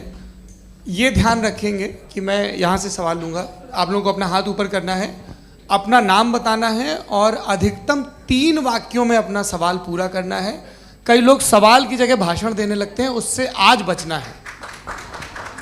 जी मुफ्ती साहब, पहला सवाल आपका, 16 मिनट हैं, हम दोनों लोगों के सवाल लेंगे। जी जी बहुत शुक्रिया। आपकी जो अभी बात हुई बहुत अहम थी, मैं इसको चाहूँगा कि आगे डिस्कस करूँ, लेकिन चूँकि अभी ये वो सेगमेंट है क्रॉस एग्जामिनेशन, तो सबसे पहला सवाल आपसे ये है कि जो मैं इतनी देर से कॉन्टिंजेंसी आर्ग्यूमेंट आपको बता रहा था, ये अकल से ही बता रहा था हजरत, आप ये बताएं कि आप इन्फिनिट रिग्रेस ऑफ कॉजेस को पॉसिबल मानते हैं या नेसेसरी बीइंग के एग्जिस्टेंस को सही समझते हैं? चूंकि 2 ही ऑप्शन हो सकता है, आप ये बताएं।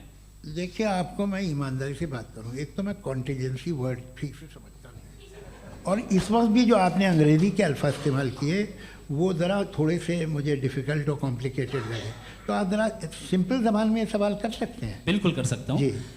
यूनिवर्स की हर चीज़ कॉन्टिंजेंट होने का मतलब ये है कि वो अपने एग्जिस्टेंस में किसी के ऊपर डिपेंडेड है। जो भी चीज़ डिपेंडेड होगी वो चीज़ इंडिपेंडेंट नहीं हो सकती, तो उसका कोई ना कोई कॉज होगा। तो अब आप क्या समझते हैं कि ये इन्फिनिट रिग्रेस है, यानी कॉज पर कॉज, कॉज पर कॉज, कॉज पर कॉज, और कभी कोई यानी ये एंडलेसली चलता रहा? क्योंकि अगर ऐसा होगा तो हम तो एग्जिस्टेंस में आते ही नहीं। लॉजिकली ये मुत्तफक अलैह चीज़ है, मुत्तफक अलैह अग्रीड अपॉन। ओके,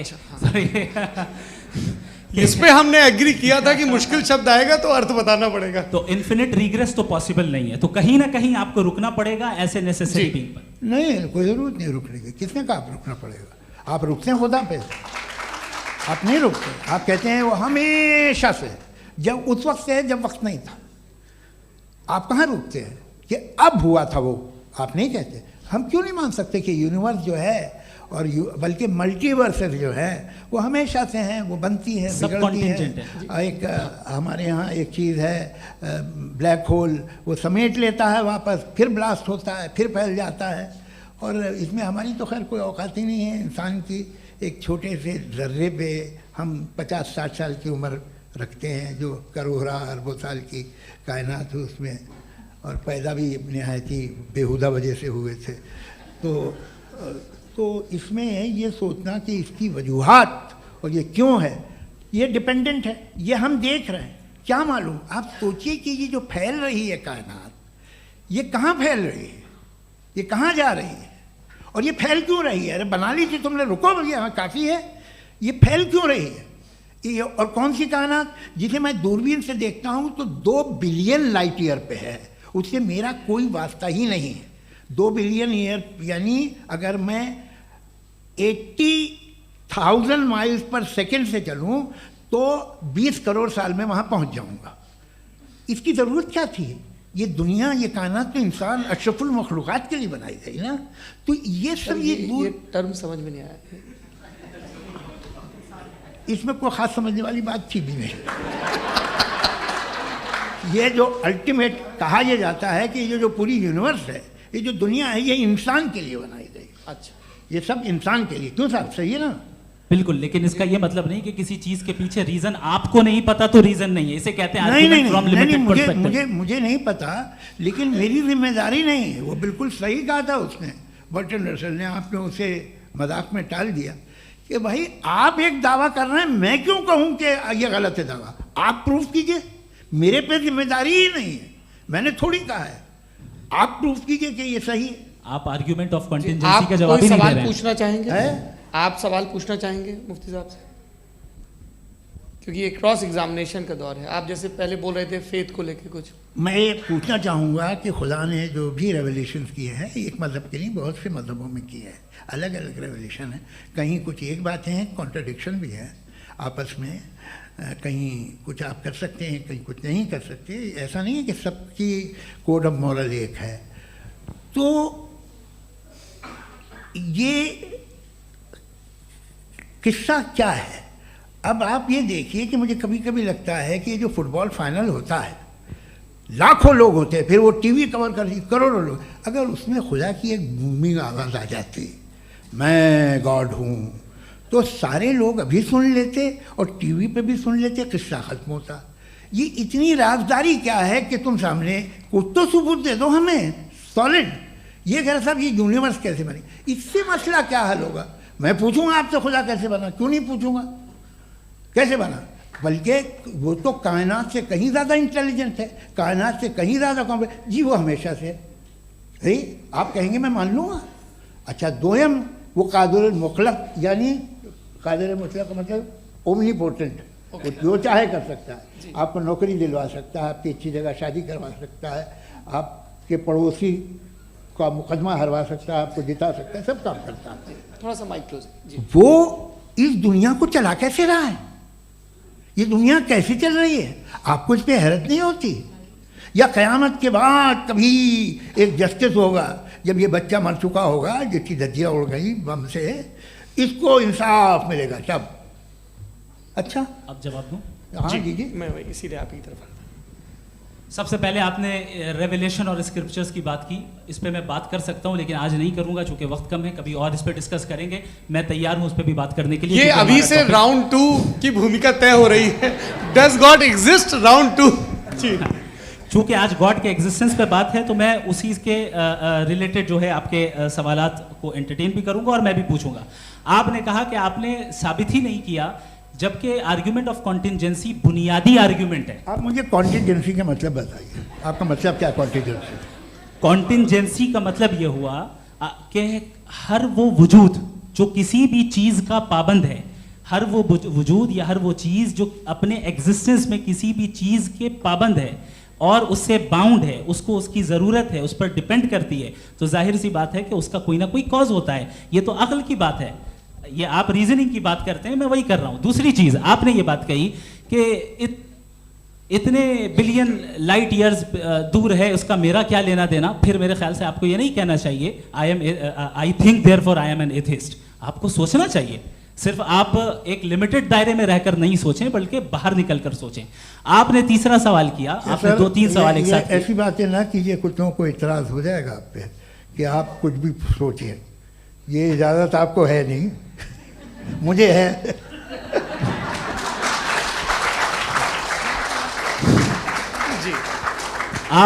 आपने प्रॉब्लम ऑफ इविल के ताल्लुक से सवाल किया और बार बार आप एक लफ्ज रिपीट कर रहे हैं कि ओमनीपोटेंट गॉड है, ऑल पावरफुल गॉड है।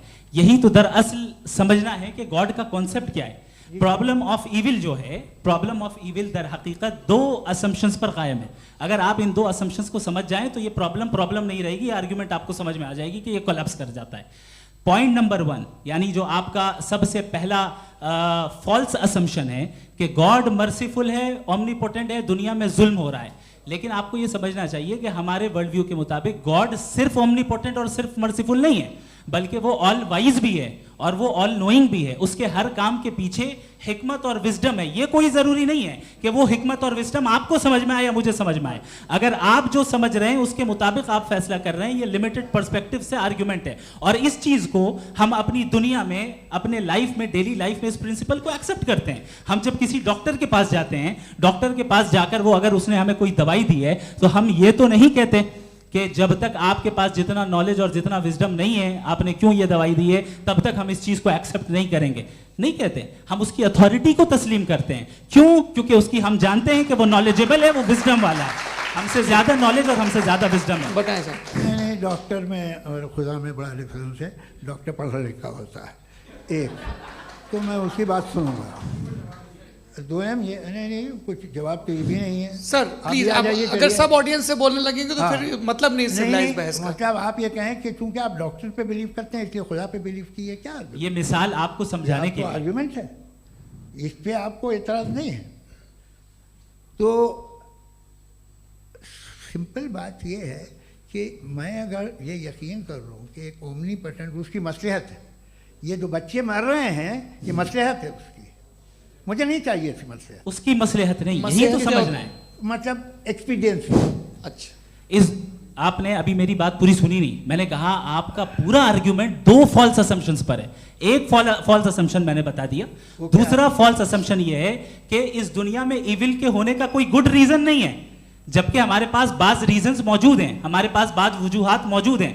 अगर इस दुनिया में इविल ना हो तो आप गुड को डिफाइन कैसे करेंगे? अगर जुल्म ना हो आप इंसाफ को समझेंगे कैसे? अगर तारीकी ना हो तो आप लाइट को समझेंगे कैसे? बहुत अच्छे। अभी और सुन लें, अभी और बाकी है। ये तो बात बहुत पसंद आई साहब मुझे कि जब तक रेप ना हो तब तक औरतों की इज्जत का ख्याल आपने मेरा जवाब पूरा सुना ही नहीं। जब तक के बच्चों का कत्ल ना किया जाए तब तक आपको बच्चों की मासूमियत की इज्जत। आपने पूरा जवाब सुना ही नहीं। क्या बात है, क्या आपने नुक्ता निकाला? आपने पूरा जवाब सुना ही नहीं। आप सुन लें, मेरी बात सुन लें। ये मैंने आपको एक चीज बताई। दूसरी चीज, इस दुनिया में हम आए हैं टेस्ट के लिए, हमारा टेस्ट हो रहा है और हर इंसान का अलग अलग अंदाज में टेस्ट होता है।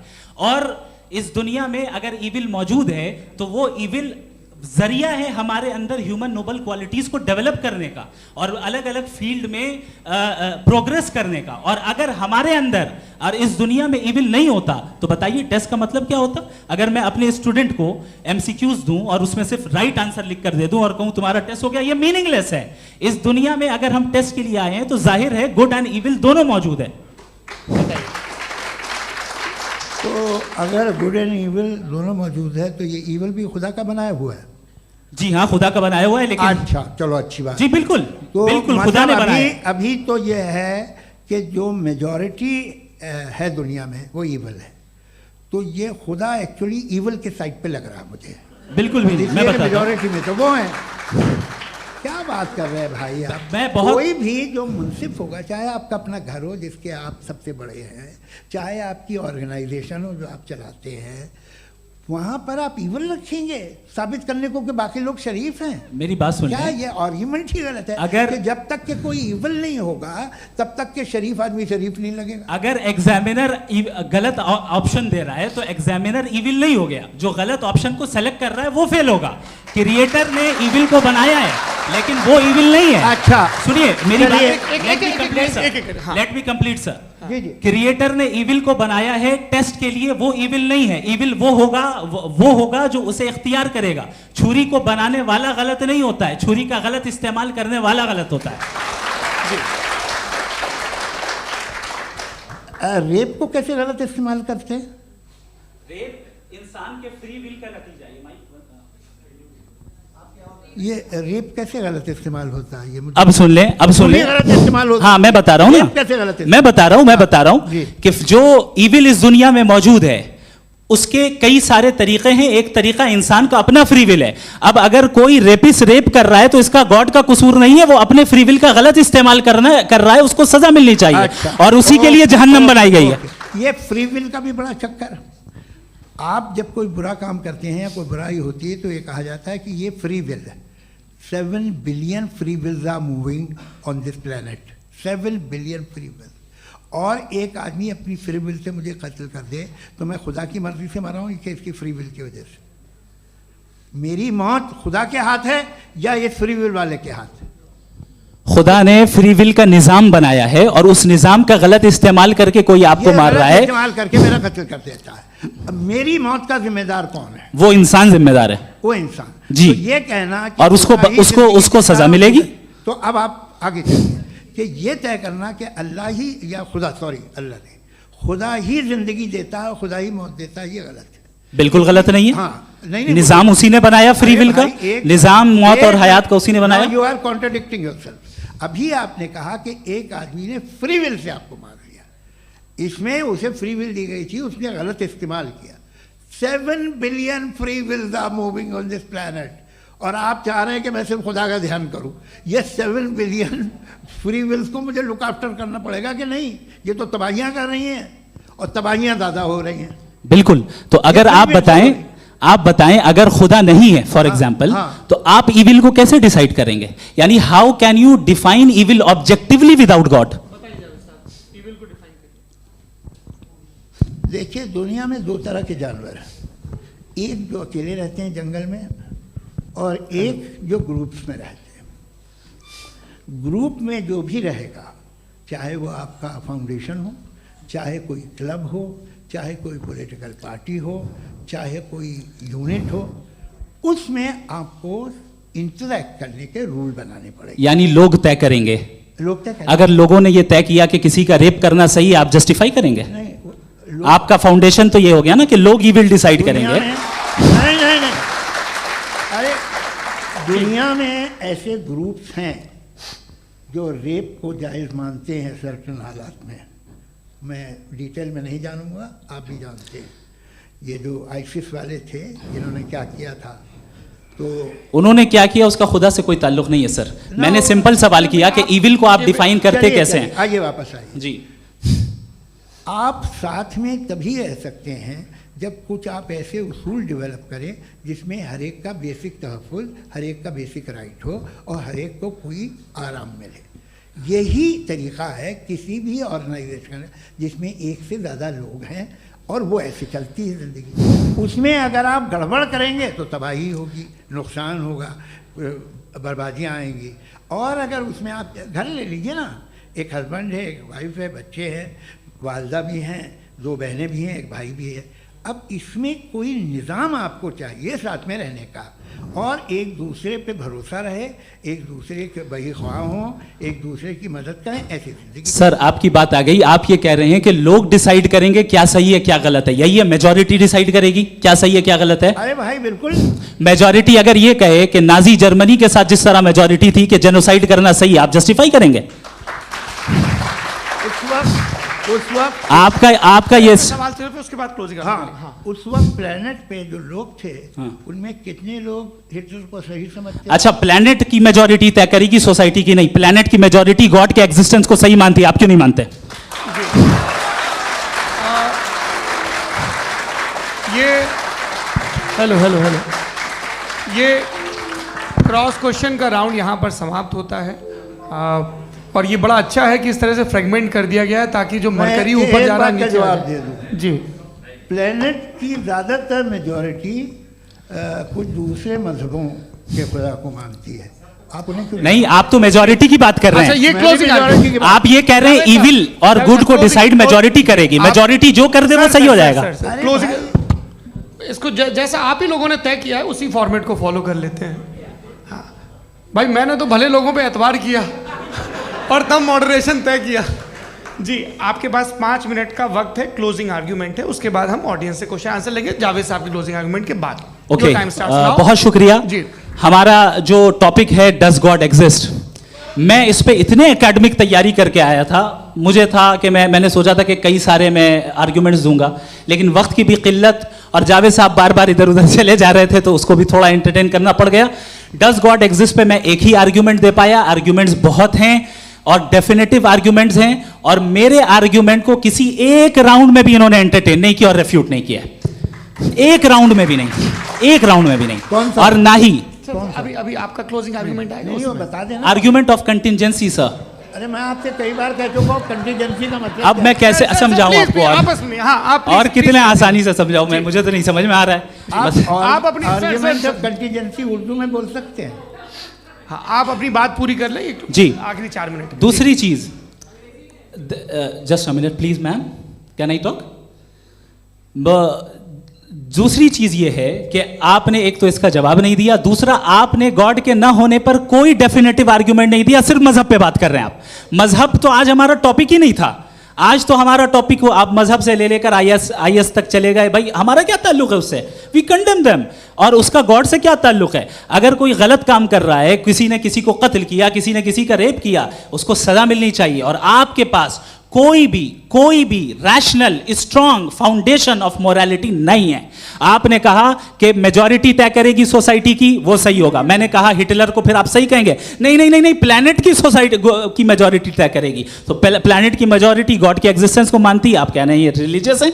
तो यानी आपके पास कोई स्ट्रॉन्ग फाउंडेशन नहीं है ऑब्जेक्टिव मोरालिटी का। ऑब्जेक्टिव मोरालिटी का अगर कोई फाउंडेशन है तो वो सिर्फ गॉड है, गॉड है, गॉड है। थैंक यू जी, ये मुफ्ती शमाइल नदवी साहब का क्लोजिंग आर्ग्यूमेंट था। अब हमारे पास जी, जी ये बड़ा अच्छा है कि दोनों लोगों को मॉडरेटर से शिकायत भी और बोल रहे हैं भाई हमारी शाबाशी भी तो करते चलो। अब मेरी बात जी, आपके पास जावेद अख्तर साहब 5 मिनट का वक्त है, ये आपका क्लोजिंग आर्ग्यूमेंट है, टाइम रीसेट कर दें। जी देखिए, बहुत सारी बातें हैं। गॉड का डेफिनेशन दुनिया के किसी भी रिलीजन में है कि वो ओमनीपोटेंट है, ओमनीप्रेजेंट है, he is just, he is kind, he loves you and so on. मैं जब दुनिया देखता हूँ तो मुझे कोई ऐसा सुप्रीम पावर यहाँ दिखाई नहीं देती है जो इंसान की बहबूदी के लिए कुछ कर रही हो, कमज़ोर को बचा रही हो, मदद कर रही हो, जालिम को पीछे हटा रही हो। मैं नहीं देखा, तारीख़ में नहीं। एक तो अगर है और ये देख रहा है तमाशा, तो उसका होना न होना बराबर है। दोयम ये कि ये जो है, जब आप ये कहते हैं कि कायनात जिसकी कंटीजेंसी है, मैं देखिए वो लफ्ज़ इस्तेमाल किया मैं, तो ये कैसे हो सकती है भाई? और फ़ौरन आप सरेंडर कर देते हैं कि जाहिर है कि इसका बनाने वाला तो इससे 10,000 गुना था कॉम्प्लिकेटेड होगा। उस पर आपके होने पे कोई इतराज़ नहीं है। उसे वो टाइमलेस है, वो पहले से था, टाइम तो बहुत बाद में आया। ये सब आप मानने को तैयार है जिसका आपके पास कोई सबूत नहीं, आपके पास कोई रीज़न नहीं है। आपकी तारीख क्या है मज़हबों की? बिलीफ की, जो खुदाओं का बिलीफ है, ये कॉन्स्टेंटली गलत साबित होता रहा है। मतलब आप कहें कि अरिस्टोटल के ज़माने में तो सब जाहिल थे, वो भी इतने ही यकीन से खुदा पे यकीन रखते थे, जो अब नहीं रहा। ये भी नहीं रहेगा, आप लिख लीजिए। और इसके आसार आपको दुनिया में दिखाई देना शुरू हो चुके हैं। ये बहस क्या आज से 100 साल पहले इस तरह हो सकती थी? यहाँ तक तो आपको हम ले आए हैं। तो सर अरे इनको मदद की ज़रूरत नहीं भाई, ये सेल्फ सफिशिएंट आदमी है, आप क्यों इनकी मदद कर रहे हैं? Sir please. तो ये जो है तमाम बातें अपनी जगह हैं। ये एक पैकेज है। आप अकेले, कोई आदमी ऐसा नहीं जो सिर्फ गॉड को मानता हो, उसके साथ बहुत पैराफर्नेलिया आता है, अलग अलग पैराफर्नेलियाज आते हैं। They have always created chaos in the society. मैं तो आपको सीधा ऑफर देता हूँ कि दुनिया में 10 इम्पॉर्टेंट बिलीव्स हैं। आप एक मानते हैं 9 नहीं मानते, 9 में आप एथियस्ट हैं, 9 को आप बिल्कुल रीजनेबली मेरी तरह देखते हैं। तो 90 मजहबी आदमी भी 90% एथियस्ट है, वो दूसरे खुदा नहीं मानता, एक खुदा मानता है अपना वाला, बाकियों को कहता है गलत है। अगर आप मानना ही बंद कर दें तो आपका 10% चांस है कि आप सही हैं और 90% चांस है कि आप गलत हैं। मेरा मशवरा है आप मानना छोड़ दिए तो 50% चांस होगा कि आप सही हैं और 50% चांस होगा, 40% आप गेन करेंगे बाय बिकमिंग एथियस्ट।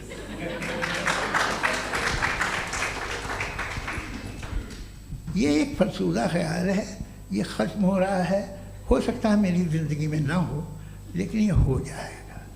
जो बातें ये इनको आप मेटाफिज़िकल ये वो ऐसे रिस्पेक्टेबल टर्म दे दिए, ये तो उन लोग के हैं जिन्हें ना फिज़िक्स मालूम थी ना मेटा मालूम था, ये उन्होंने आपको दिए हैं।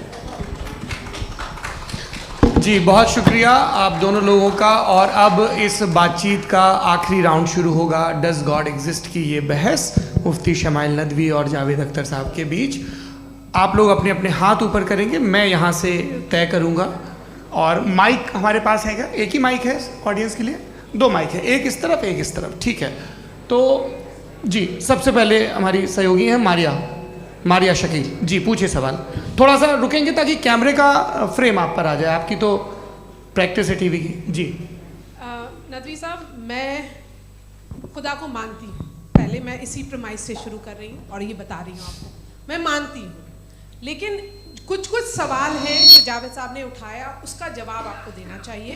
पहला सवाल ये कि गज़ा में सालों से छोटे बच्चे मर रहे हैं, वो उनको अगर खुदा मर्सीफुल है, हम मानते हैं कि अल्लाह ताला में बहुत ताकत है, तो वो बच्चे क्यों मर रहे हैं? दूसरी बात ये कि अगर कंटिजेंसी की जो आप बात करते हैं, पूरे मुस्लिम ममालिक मिल करके भी उन गज़ा के बच्चों को क्यों नहीं बचा पा रहे हैं? क्योंकि अगर वो चाहते, क्योंकि अल्लाह ताला उन पर हुकूमत करते हैं, सब पर हुकूमत करते हैं, तो वो उनको क्यों नहीं बचा? जी थैंक यू वेरी मच। बहुत अच्छा किया आपने इस चीज़ को जिक्र कर दिया, मैं इसको और अच्छे से एक्सप्लेन करने की कोशिश करता हूँ। देखें, जहाँ तक आपने कहा कि गज़ा के बच्चों को मारा जा रहा है, देखें 2 वर्ल्ड व्यू है, एक एथीस्टिक वर्ल्ड व्यू, एक थीस्टिक वर्ल्ड व्यू है। बच्चे मर रहे हैं दोनों वर्ल्ड व्यू में, लेकिन हमारा वर्ल्ड व्यू कह रहा है कि रिकॉम्पेंस है, ये कह रहे हैं कि उनका मरना बेकार जाने वाला है, कोई उसका रिकॉम्पेंस नहीं है, चूंकि इनके यहाँ आखिरत और अल्लाह का कोई तसव्वुर या गॉड का कोई तसव्वुर नहीं है। आपने ये सवाल किया कि गॉड मर्सीफुल है, क्यों नहीं रोकता? ये मैंने बताया कि ये मिसकंसेप्शन है लोगों के दरमियान कि गॉड को सिर्फ मर्सीफुल और ओमनीपोटेंट समझते हैं। गॉड के सिर्फ यही 2 एट्रीब्यूट्स नहीं हैं, गॉड के कई सारे एट्रीब्यूट्स हैं, उनमें से अल हकीम भी है, उनमें से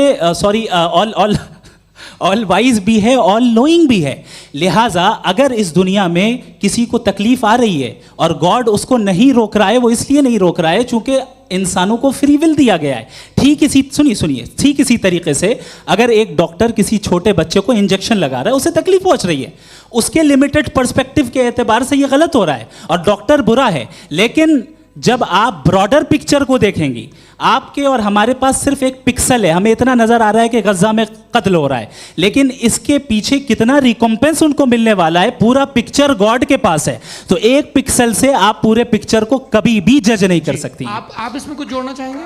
आपको कुछ बोलना है इसमें? भैया आपने बहुत अच्छा जस्टिफिकेशन दिया, या आप वो जो वहाँ के प्राइम मिनिस्टर इजराइल के उन्हें भेजिए, वो बहुत खुश होंगे। आप जस्टिफिकेशन दे देना कि अगर गॉड नहीं है तो बच्चे क्यों मर रहे हैं, आप बताएं। वो ये सवाल पूछ रहे हैं कि अगर आप ईश्वर का अस्तित्व नहीं मानते हैं तो उन बच्चों की मौत को आप कैसे इंटरप्रेट करते हैं? भाई ये दुनिया जो है, जो ताकतवर लोग होते हैं वो एक नाइंसाफ़ी करते हैं। तो ये अच्छा काम है आपके नज़दीक, तो नेचर नाइंसाफ़ी पे मबनी है। अरे मेरे भाई, आप नेचर की कहाँ बात कर, मैं तो इंसान की बात जी, तो फिर जब मैं इंसान की बात कर रहा था आप नेचर की बात करने लग गए। क्रॉस एग्जामिनेशन नहीं, हाँ अब आप मुझे बोलने नहीं देंगे तो अलग बात है, आप बोलिए, मुझे कोई जल्दी नहीं। जी नहीं, ये क्रॉस एग्जामिनेशन मुझे बोल तो लेने दीजिए। जी बोलिए। क्या बात ये है कि ह्यूमन सोसाइटी तभी साथ में रह सकती है जब वो मोहब्बत से, एकता से, एक दूसरे के एहतराम करके रहे। इसके अलावा पॉसिबल नहीं, अकेले तो इंसान रह नहीं सकता। वहाँ पर कुछ लोग हैं जो फाउल करते हैं, वो फाउल हम हमेशा से तारीख में होता आया है। आज ये हो रहा है, जो हो रहा है बहुत बुरा हो रहा है, बहुत जालिमाना है, बहुत जाबराना है। उसको आप कहें कि ये बच्चों को कॉम्पनसेशन मिल जाएगा या इसकी इंजेक्शन है, इंजेक्शन तो हेल्थ के लिए दिया जाता है। आप ये कह रहे हैं कि ये बच्चों की जो धज्जियाँ उड़ रही हैं ये इंजेक्शन है, ये टेस्ट है, ये टेस्ट है और उस टेस्ट में उनको अगले ऐसा रिकॉम्पेंस मिलेगा जो आपके तस्वुर के बाहर है। ये आप 3 बरस के बच्चे को बारूद से उड़ा के टेस्ट ले रहे हैं। वाह, वो नहीं ले रहा है, खुदा नहीं उड़ा रहा है, इजराइल उड़ा रहा है जी। ये तो उसको कंडेम अगला करें। सवाल लेते हैं, अगला सवाल लेते हैं प्रोफेसर पुरुषोत्तम अग्रवाल। मुफ्ती साहब, एक निवेदन आपसे है कि कम से कम थोड़ा सा माइक क्लोज एक रिलीजियस और फिलोसफिकल कर मैं प्लीज। एक रिलीजियस और फिलोसफिकल ट्रेडिशन है जो ब्रह्मांड को यानी यूनिवर्स को ही अंतिम मानती है। सर्वम खलु इदम ब्रह्मम, this is Chandogya Upanishad and it completely rules out the existence और नेसेसिटी, आपके शब्दों में necessity of a creator. The creation itself is the creator. तो एक मिनट प्लीज। दूसरा जो सवाल आपने अभी जो आप बार बार कह रहे हैं कि भगवान विद्वान भी है, वाइज, सब जानने वाला, तो अगर विजडम में दुनिया भर के पापों और अत्याचारों को बर्दाश्त करना शामिल है तो फिर इसका मतलब ये हुआ कि अगर मैं फ्री विल से उसको अपोज करता हूं तो ईश्वर की विजडम और मेरी फ्री विल में कॉन्ट्राडिक्शन है। Because when I am opposing whatever is happening in Gaza, then I am opposing the God's will और गॉड्स विजडम। जवाब लेते हैं क्योंकि तो गॉड की विजडम में, एक मिनट सर प्लीज सर, ये एक जुमला, गॉड की विजडम है कि गाजा में जो कुछ हो रहा है वो हो रहा है, मैं उसको अपोज कर रहा हूं तो मैं गॉड की विजडम के खिलाफ जा रहा हूं। एक सवाल। दूसरा ये नहीं, आपने 2 ऑलरेडी। सर आप और सवाल कर लें लेकिन मुझे 2 जवाब दे सर, दीजिए। पहले आपने ये कहा, सुनिए मेरी बात सुनिए। भाई इजराइल के गॉड के मुताबिक तुम्हारा ठीक हो रहा है ना? नहीं हो रहा है, ठीक नहीं हो रहा है, मैं बता रहा हूँ क्या हो रहा है। आप तशरीफ रखिए, मैं बता रहा हूँ क्या हो रहा है। Late me complete please. एक सेकंड गाइस, एक सेकंड। ये देखिए, ऐसा है कि ये सब बड़ा आपस में विचार विमर्श के बाद ये तय हुआ था कि कुछ नियम बना लिए जाएं ताकि एक टाइम बाउंड बातचीत चले। और भाई साहब, आप बड़ा ज़रूरी काम कर रहे हैं लेकिन कैमरे के फ्रेम में आके उस काम को गड़बड़ कर दे रहे हैं। ठीक है गुरु, अब मेरे को कहीं का गुस्सा कहीं निकालना था, सॉरी। नहीं, कोई गुस्सा नहीं है जी। तो प्रोफेसर ने सवाल पूछे, आप उनके जवाब दें और थोड़ा ये सब लोग थोड़ा ख्याल रखें भाई, सवाल संक्षिप्त रखें जी। आपने 2 सवाल किए। सबसे पहला ये कहा कि हमारे पास ये कॉन्सेप्ट है कि ये यूनिवर्स खुद नेसेसरी बीइंग है, creation itself is the creator. How irrational is this कि मैं एग्जिस्ट करूंगा बाद में लेकिन अभी एग्जिस्ट कर भी रहा हूं, यानी एक ही टाइम में एग्जिस्ट भी कर रहे हैं, नहीं भी कर रहे हैं। This is not true. दूसरी चीज आपने कहा कि अगर इजराइल में, सॉरी माफ कीजिएगा, Israel doesn't exist, occupied Palestine में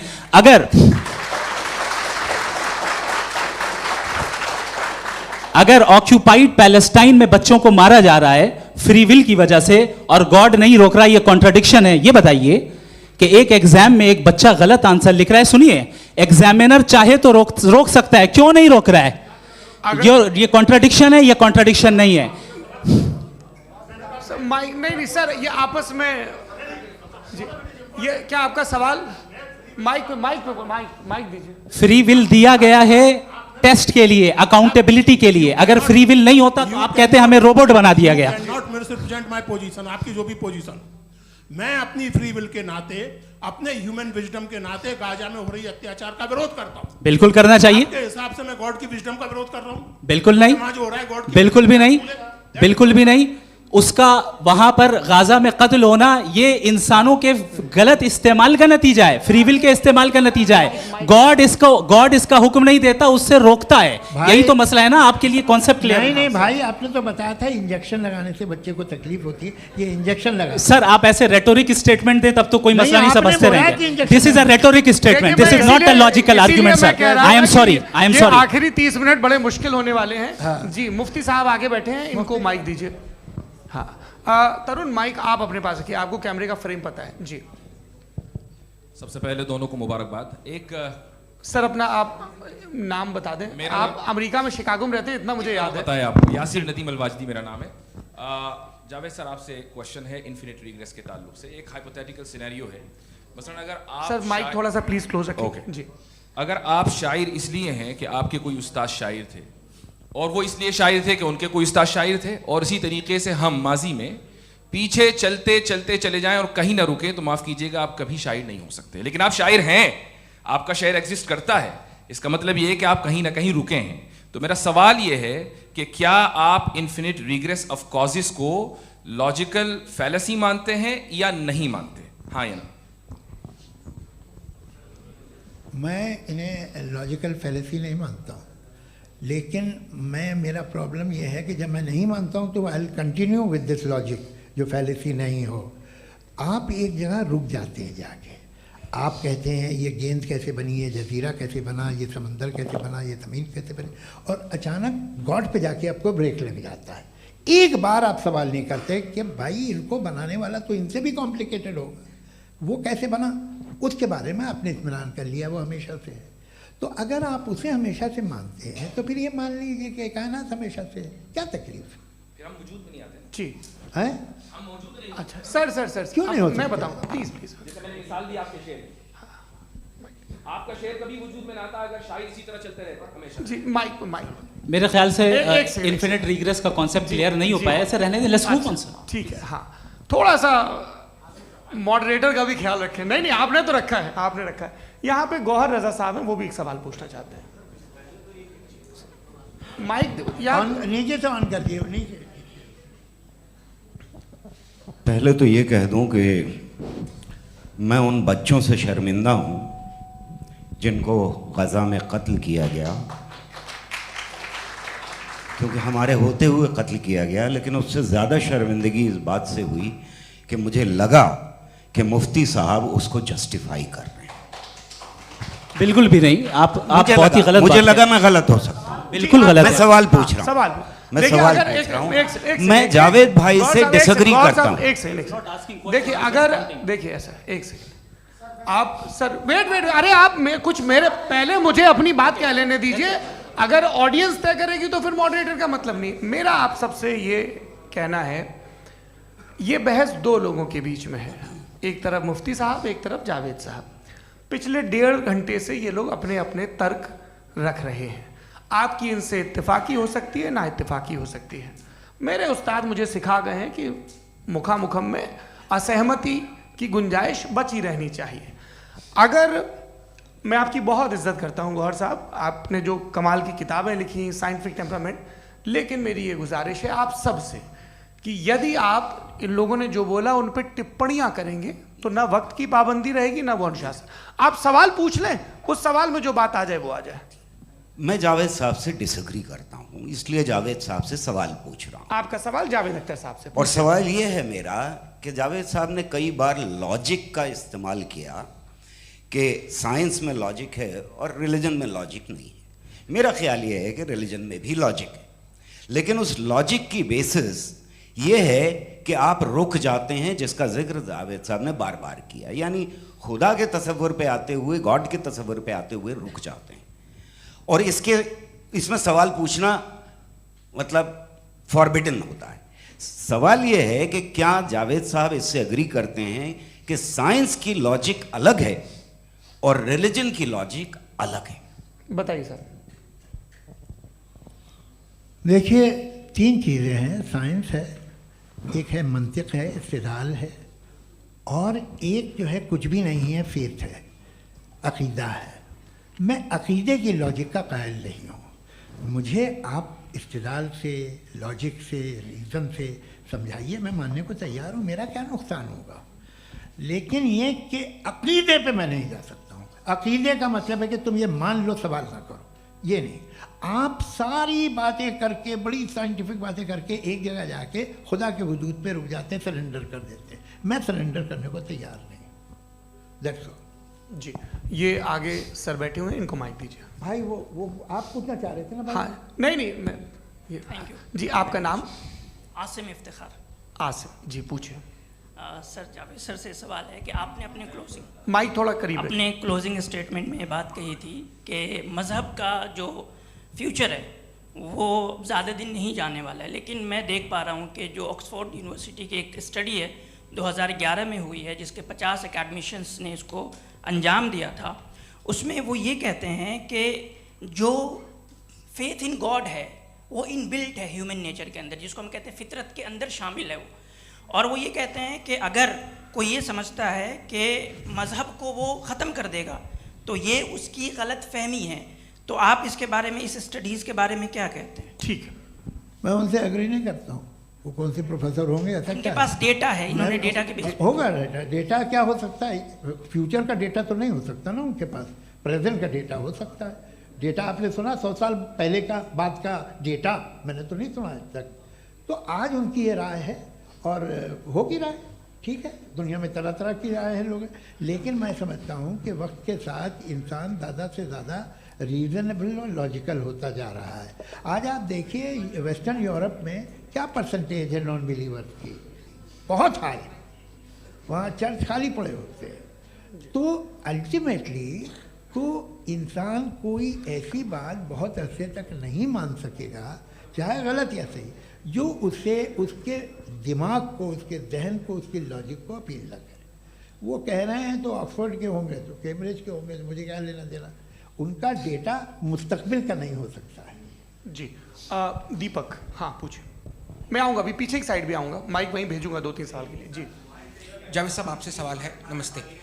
अरे भाई सर, अगर आप ही लोग तय करना है तो फिर 200 लोग तय कर लें। ये एक साथ नहीं sir, please don't do this sir. Everybody has a right sir, but we can only take selected questions.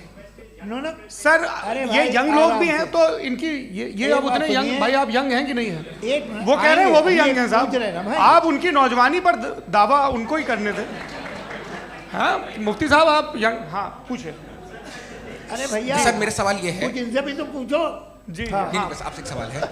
जैसे थीस्टों के पास अपने जो ईश्वर को मानते हैं उनके पास अपने सोशल गेट टुगेदर्स हैं। 5 रोज़ आज क्रिसमस आने वाला है, होली है, दिवाली है, ईद है। एथिस्ट क्या ऑफर कर रहे हैं? मतलब मैं इनकी दुकान से बोलूं मैं आना चाहता हूं उस तरफ, पर मैं अट्रैक्ट नहीं हो पा रहा हूं। मैं सोशल गेट टुगेदर्स क्या है आपके पास? वो ये कह रहे हैं कि जो धार्मिक लोग हैं, अलग अलग धर्म के लोग, उनके उत्सव त्योहार कॉन्ग्रेगेशन बहुत हैं। अब आपको मैं एक सुनाता हूँ, यहाँ हिस्टोरियन भी बैठे हैं। मृदुला जी आप बताइएगा सही है क्या? ये एक कॉन्स्टेंटाइन, एक ग्रीक रोमन बादशाह था जो क्रिश्चियनिटी आने के 400 साल बाद उसने डिसाइड किया कि मैं क्रिश्चियन हो जाऊंगा, मेरी पूरी स्टेट कैंसिल हो जाएगी। उस ज़माने में ऐसे ही होता था, राजा जो धर्म इख्तियार करता था वो जनता भी कर लेती थी। इसलिए कि वो हो गया था बैंकक्रप्ट, और उसे जो मेडिटेरियन कोस्ट के रिच क्रिश्चियन वो थे मर्चेंट, उससे पैसा चाहिए था। तो उसने कहा यार क्रिश्चियन हो जाओ। तो उसने अपने वजीर से कहा कि भाई ये हिस्ट्री है कि अब हम लोग क्रिश्चियन हो जाते हैं। कहते सर हो जाएंगे, कोई प्रॉब्लम नहीं है, लेकिन एक प्रॉब्लम ये है कि 17 दिसंबर से 25 दिसंबर तक जो पेगन फेस्टिवल होता, जो पेगन्स थे वो लोग, जो फेस्टिवल होता है वो बंद हो जाएगा, इसलिए कि हम क्रिश्चियन हो गए तो होगा नहीं। तो वो बच्चों को बहुत बुरा लगेगा, पब्लिक को बहुत इन्जॉय करते हैं, ख़ासतौर से 25 को मेन डे। उसने कहा हाँ ये तो सही कह रहे हो। ये जीसस क्राइस्ट की पैदाइश कब थी? कहते साहब वो अप्रैल में थी। नहीं कट करो, वो 25 दिसंबर को है। यह हकीकत है जी। और 400 साल बाद क्रिश्चियनिटी के अप्रैल से दिसंबर ले आए, और इसलिए कि यहाँ पेगन फेस्टिवल होता था। अब मनाते हैं आप आराम से। ये जो सारे फेस्टिवल हैं ये रिलीजन से, हर एक को एक इंटरटेनमेंट डिपार्टमेंट चाहिए होता है अपनी कंपनी चलाने के लिए। तो ये रिलीजन ने, ये सेकुलर त्यौहार थे जिन्हें रिलीजन्स ने ले लिया है। ये मौसम के थे, फसलों के थे, किसानों के थे, उसको आपने लेके रिलीजियस रंग दे दिया।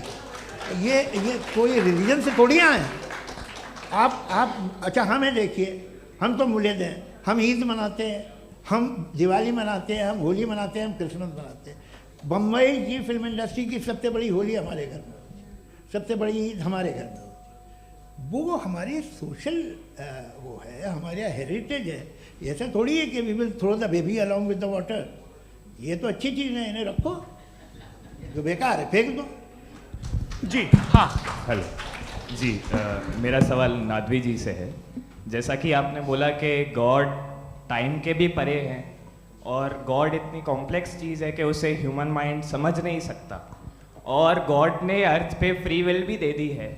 तो आप अपना वक्त ज़ाया क्यों कर रहे हैं गॉड के बारे में बात करके? अपन को तो बात करनी चाहिए कि सोसाइटी को बेहतर कैसे करें। जी, मैं गॉड वही बताता है सोसाइटी को कैसे बेहतर करें। अभी मैं आपका जवाब देता हूँ। आपने कहा कि टाइम पे वो एग्जिस्ट नहीं करता, सो जैसा आपने बोला कि गॉड बहुत ही कॉम्प्लेक्स चीज है। मैंने और कहा ही नहीं कि कॉम्प्लेक्स है, तो आपके अल्फाज हैं। कॉम्प्लेक्स का लफ्ज गॉड के लिए सुइटेबल नहीं है। क्यों? क्योंकि कॉम्प्लेक्स वो चीजें होती हैं जो ऑब्जेक्ट हो। God is not an object जिसको आप इंस्ट्रूमेंट के जरिए लेबोरेटरी में जाके टेस्ट करें, oh it's very complex. No, वो कोई कार का इंजन नहीं है। मेरा वो सवाल फिलोसॉफिकली नेसेसरी बीइंग ऐसी बीइंग है जो सिंपल बीइंग है। हाँ, आप उसको मुकम्मल तौर पे उसकी तमाम हिकमतों को जान ले और हर चीज को जान ले, ये पॉसिबल नहीं है, क्योंकि वो ऑल वाइज है, आप ऑल वाइज नहीं है, और वो खुदा है, वो आपको सारी चीजें बता दे, ये जरूरी नहीं। मेरा सवाल ये नहीं था, मेरा सवाल ये था कि जब गॉड इतना परे है इस दुनिया से कि उसने अर्थ पे फ्री विल भी दी है, हम सब ह्यूमंस की फ्री विल है, और जो सोसाइटी में हो रहा है वो अपन लोग डिसाइड करेंगे, तो अपन लोग डिसाइड नहीं करेंगे ना, अपन लोग डिसाइड नहीं करेंगे।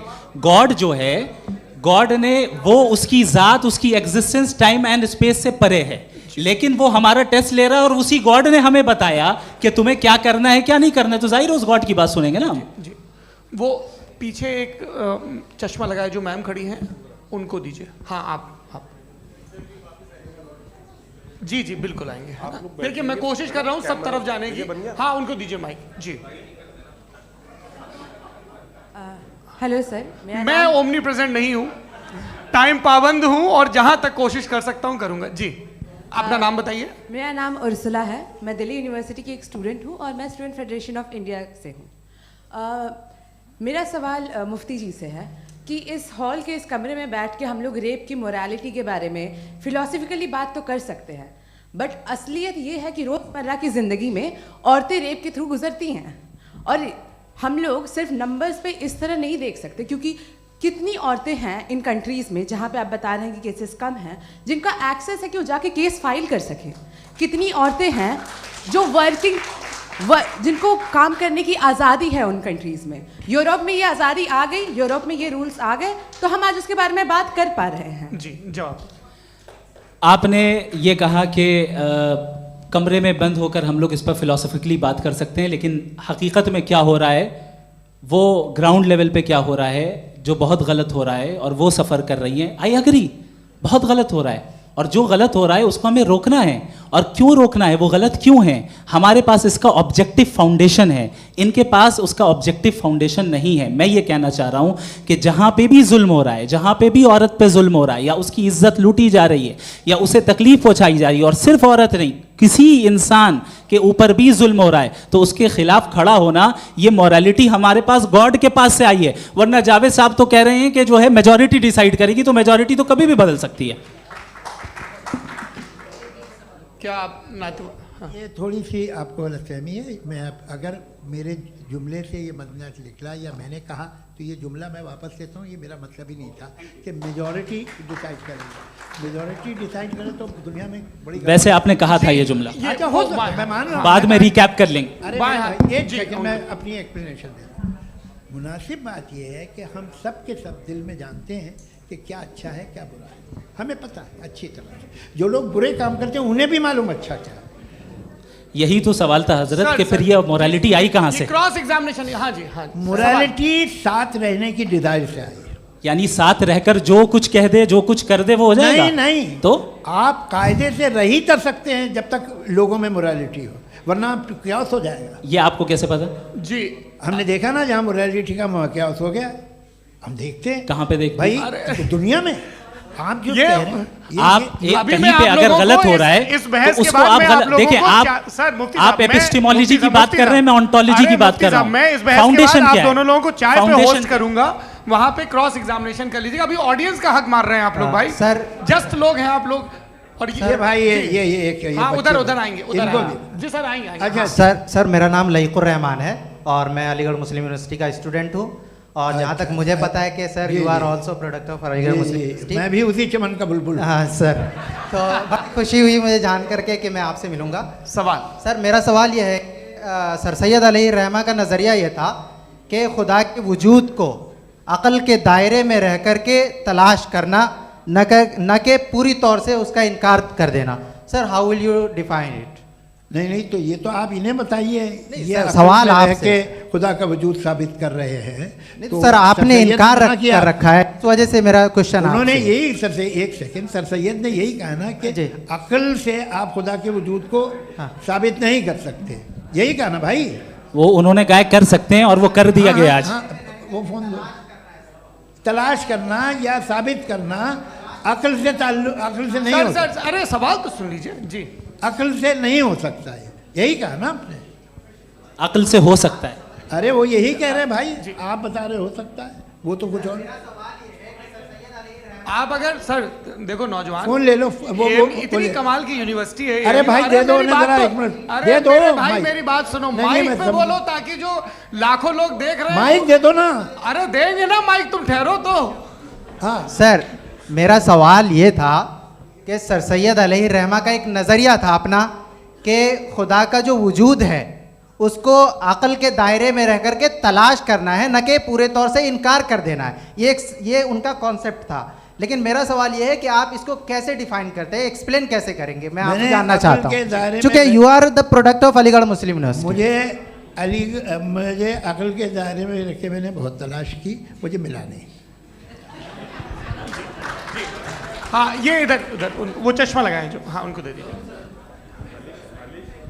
जी जी फटाफट पूछिए, बस 5 मिनट है, 5 मिनट में खत्म हो रहा है। हाँ अस्सलाम वालेकुम मुफ्ती साहब। एंड मेरा सवाल जावेद अख्तर साहब से। क्या नाम है आपका? अरे भैया सब मुझे पूछ रहे हो।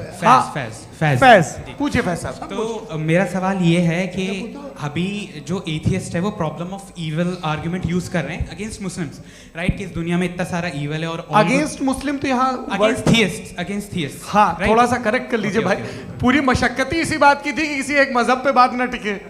जी तो बेसिकली ये आर्गुमेंट ऐसा है कि इस दुनिया में इतना ज़्यादा ईवल एग्जिस्ट करता है और अगर एक ऑल गुड गॉड है तो वो रोकता क्यों नहीं है?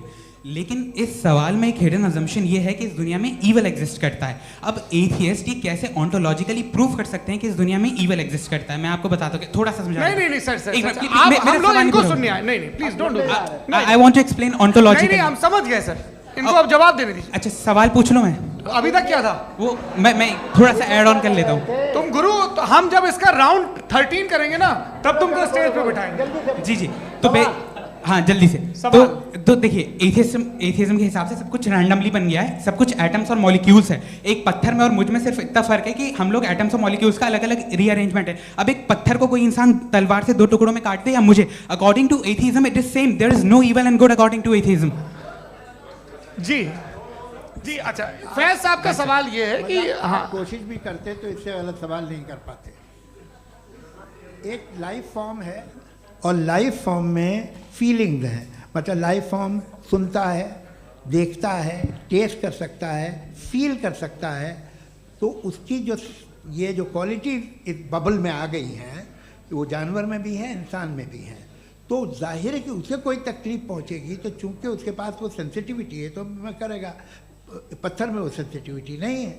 तो ये क्या सवाल हुआ कि अगर पत्थर को काटा तो पत्थर को तकलीफ नहीं होती, तो आपको काटे तो आपको क्यों तकलीफ हो? बैठ जाइए।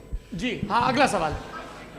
हाँ पूछे जी जावेद अख्तर साहब। अरे भैया सब आप लोग मुफ्ती साहब को छोड़ रहे हैं तो मेरे ही पीछे पड़े हैं क्या? फिर चलो बोलो भाई।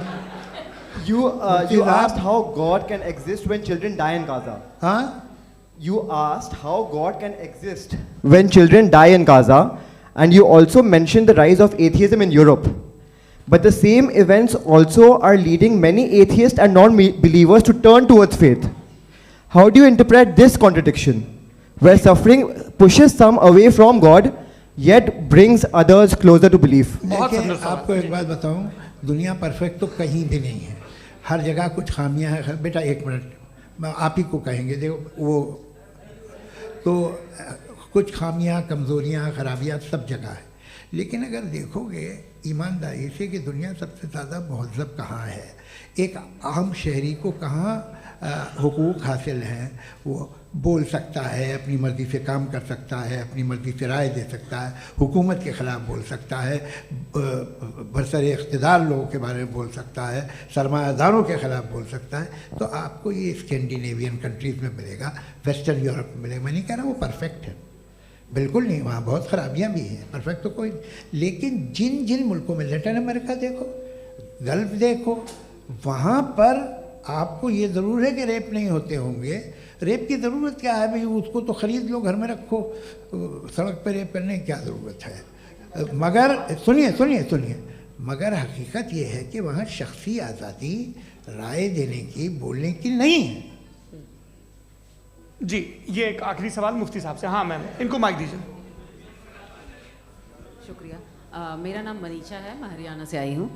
मैं मुफ्ती साहब से एक बात पूछना चाहती हूँ। आप बार बार जावेद साहब को कॉन्ट्राडिक्ट तो कर रहे हैं कि आपने ये कहा, लेकिन आप भी अजम्पशंस के बेसिस पे बात कर रहे हैं।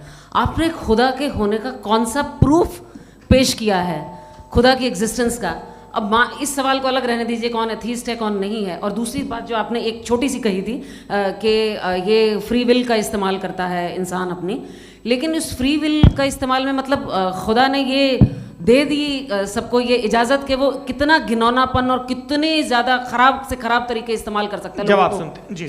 आप फ्री विल को मानती है ना, या अब कहती है कि फ्री विल नहीं है ना? मानती है ना? तो अब आपके पास इसका कोई एक्सप्लेनेशन नहीं है कि अगर एक इंसान उस फ्री विल का इस्तेमाल करके गलत काम कर रहा है और बच के अच्छी ज़िंदगी गुजार के निकल जा रहा है, उसका कोई रिकम्पेंस नहीं है। हमारे वर्ल्ड व्यू में जो इंसान गलत काम कर रहा है उसको भी रिकम्पेंस यानी उसका बुरा बदला मिलना है, और जो सही काम कर रहा है उसको सही बदला मिलना है। लिहाजा जो फ्री विल है वो इस तरीके से है कि एक लिमिटेड टाइम तक खुदा ने मोहलत दी है। ऐसा नहीं कि छूट दे दी, जो करना है करते रहो हमेशा। वक्त आएगा जब एग्जाम का टाइम खत्म होगा तब रिजल्ट आएगा, दौराने एग्जाम जबरदस्ती आपको नहीं बताया जाएगा। अरे भाई एक सेकंड जी, एक सवाल मुफ्ती साहब से मेरा। मुफ्ती साहब से एक सवाल। रुक जाइए, आपसे फोन, आप इसके बाद आपसे माइक छीन चुका। बोलिए। मैं मुफ्ती साहब एक ही सवाल करता हूँ कि अगर जो हो रहा है फ्री विल से हो रहा है और एक दिन बरोज़ क़यामत इंसाफ होगा मैशर में वगैरह वगैरह, तो दुआ क्यों मांगते हैं लोग? दुआ मांगते हैं इसके मतलब है अभी भी उसने ये डिपार्टमेंट रखा है कि मैं रोज़मर्रा की ज़िंदगी में इंटरफेयर कर सकता हूं। He can. तो तुम कैन हो, तुम मुझे नौकरी दिला देते हो, मेरे बेटे को ग्रीन कार्ड दिला देते हो, और 45,000 बच्चे मरते हो उन्हें रोकते नहीं हो। नहीं तो क्या आप ये कह रहे हैं कि इस दुनिया में जालिमों को कभी पकड़ ही नहीं होती है? अरे जो भी पकड़ होगी, वो बच्चे रोते हैं। बिल्कुल, देखिए मैंने अपने ओपनिंग स्टेटमेंट में यही कहा था कि जनाब जावेद साहब सिर्फ इमोशनल आर्गुमेंट देंगे। This is an emotional argument. ये छोटे मोटे इसके पीछे का रीजन मैंने बताया क्या है, इसके पीछे का विजडम क्या है मैंने बताया। मंच से आप लोगों को सज्जनों इसलिए कह रहा हूं ताकि थोड़ा सा आपके कॉन्शियंस पे जोर रहे कि आपको ऑर्डर बचा के रखना है। वक्त तय हुआ था, ये वक्त पूरा हुआ, आपने इतने धैर्यपूर्वक सुना, मैं आप सबका बहुत बहुत शुक्रगुजार हूं। यदि इन दोनों विद्वानों की इच्छा होगी तो कभी हम इस बातचीत का राउंड 2, राउंड 3, यही तो देखिए खूबी है इंसान की कि बहस मुबाहसे में वो पड़ा रहता है। आप लोगों ने बड़े धैर्य का परिचय दिया, बहुत बहुत शुक्रिया। इसी के साथ ये बातचीत यहाँ पे समाप्त होती है। आप लोग को मैं एक बात बता दूं, ये सारी बहस हो गई, अब मुफ्ती साहब और बड़े मुफ्ती साहब इन साथ के साथ मैं खाना खाने वाला हूँ।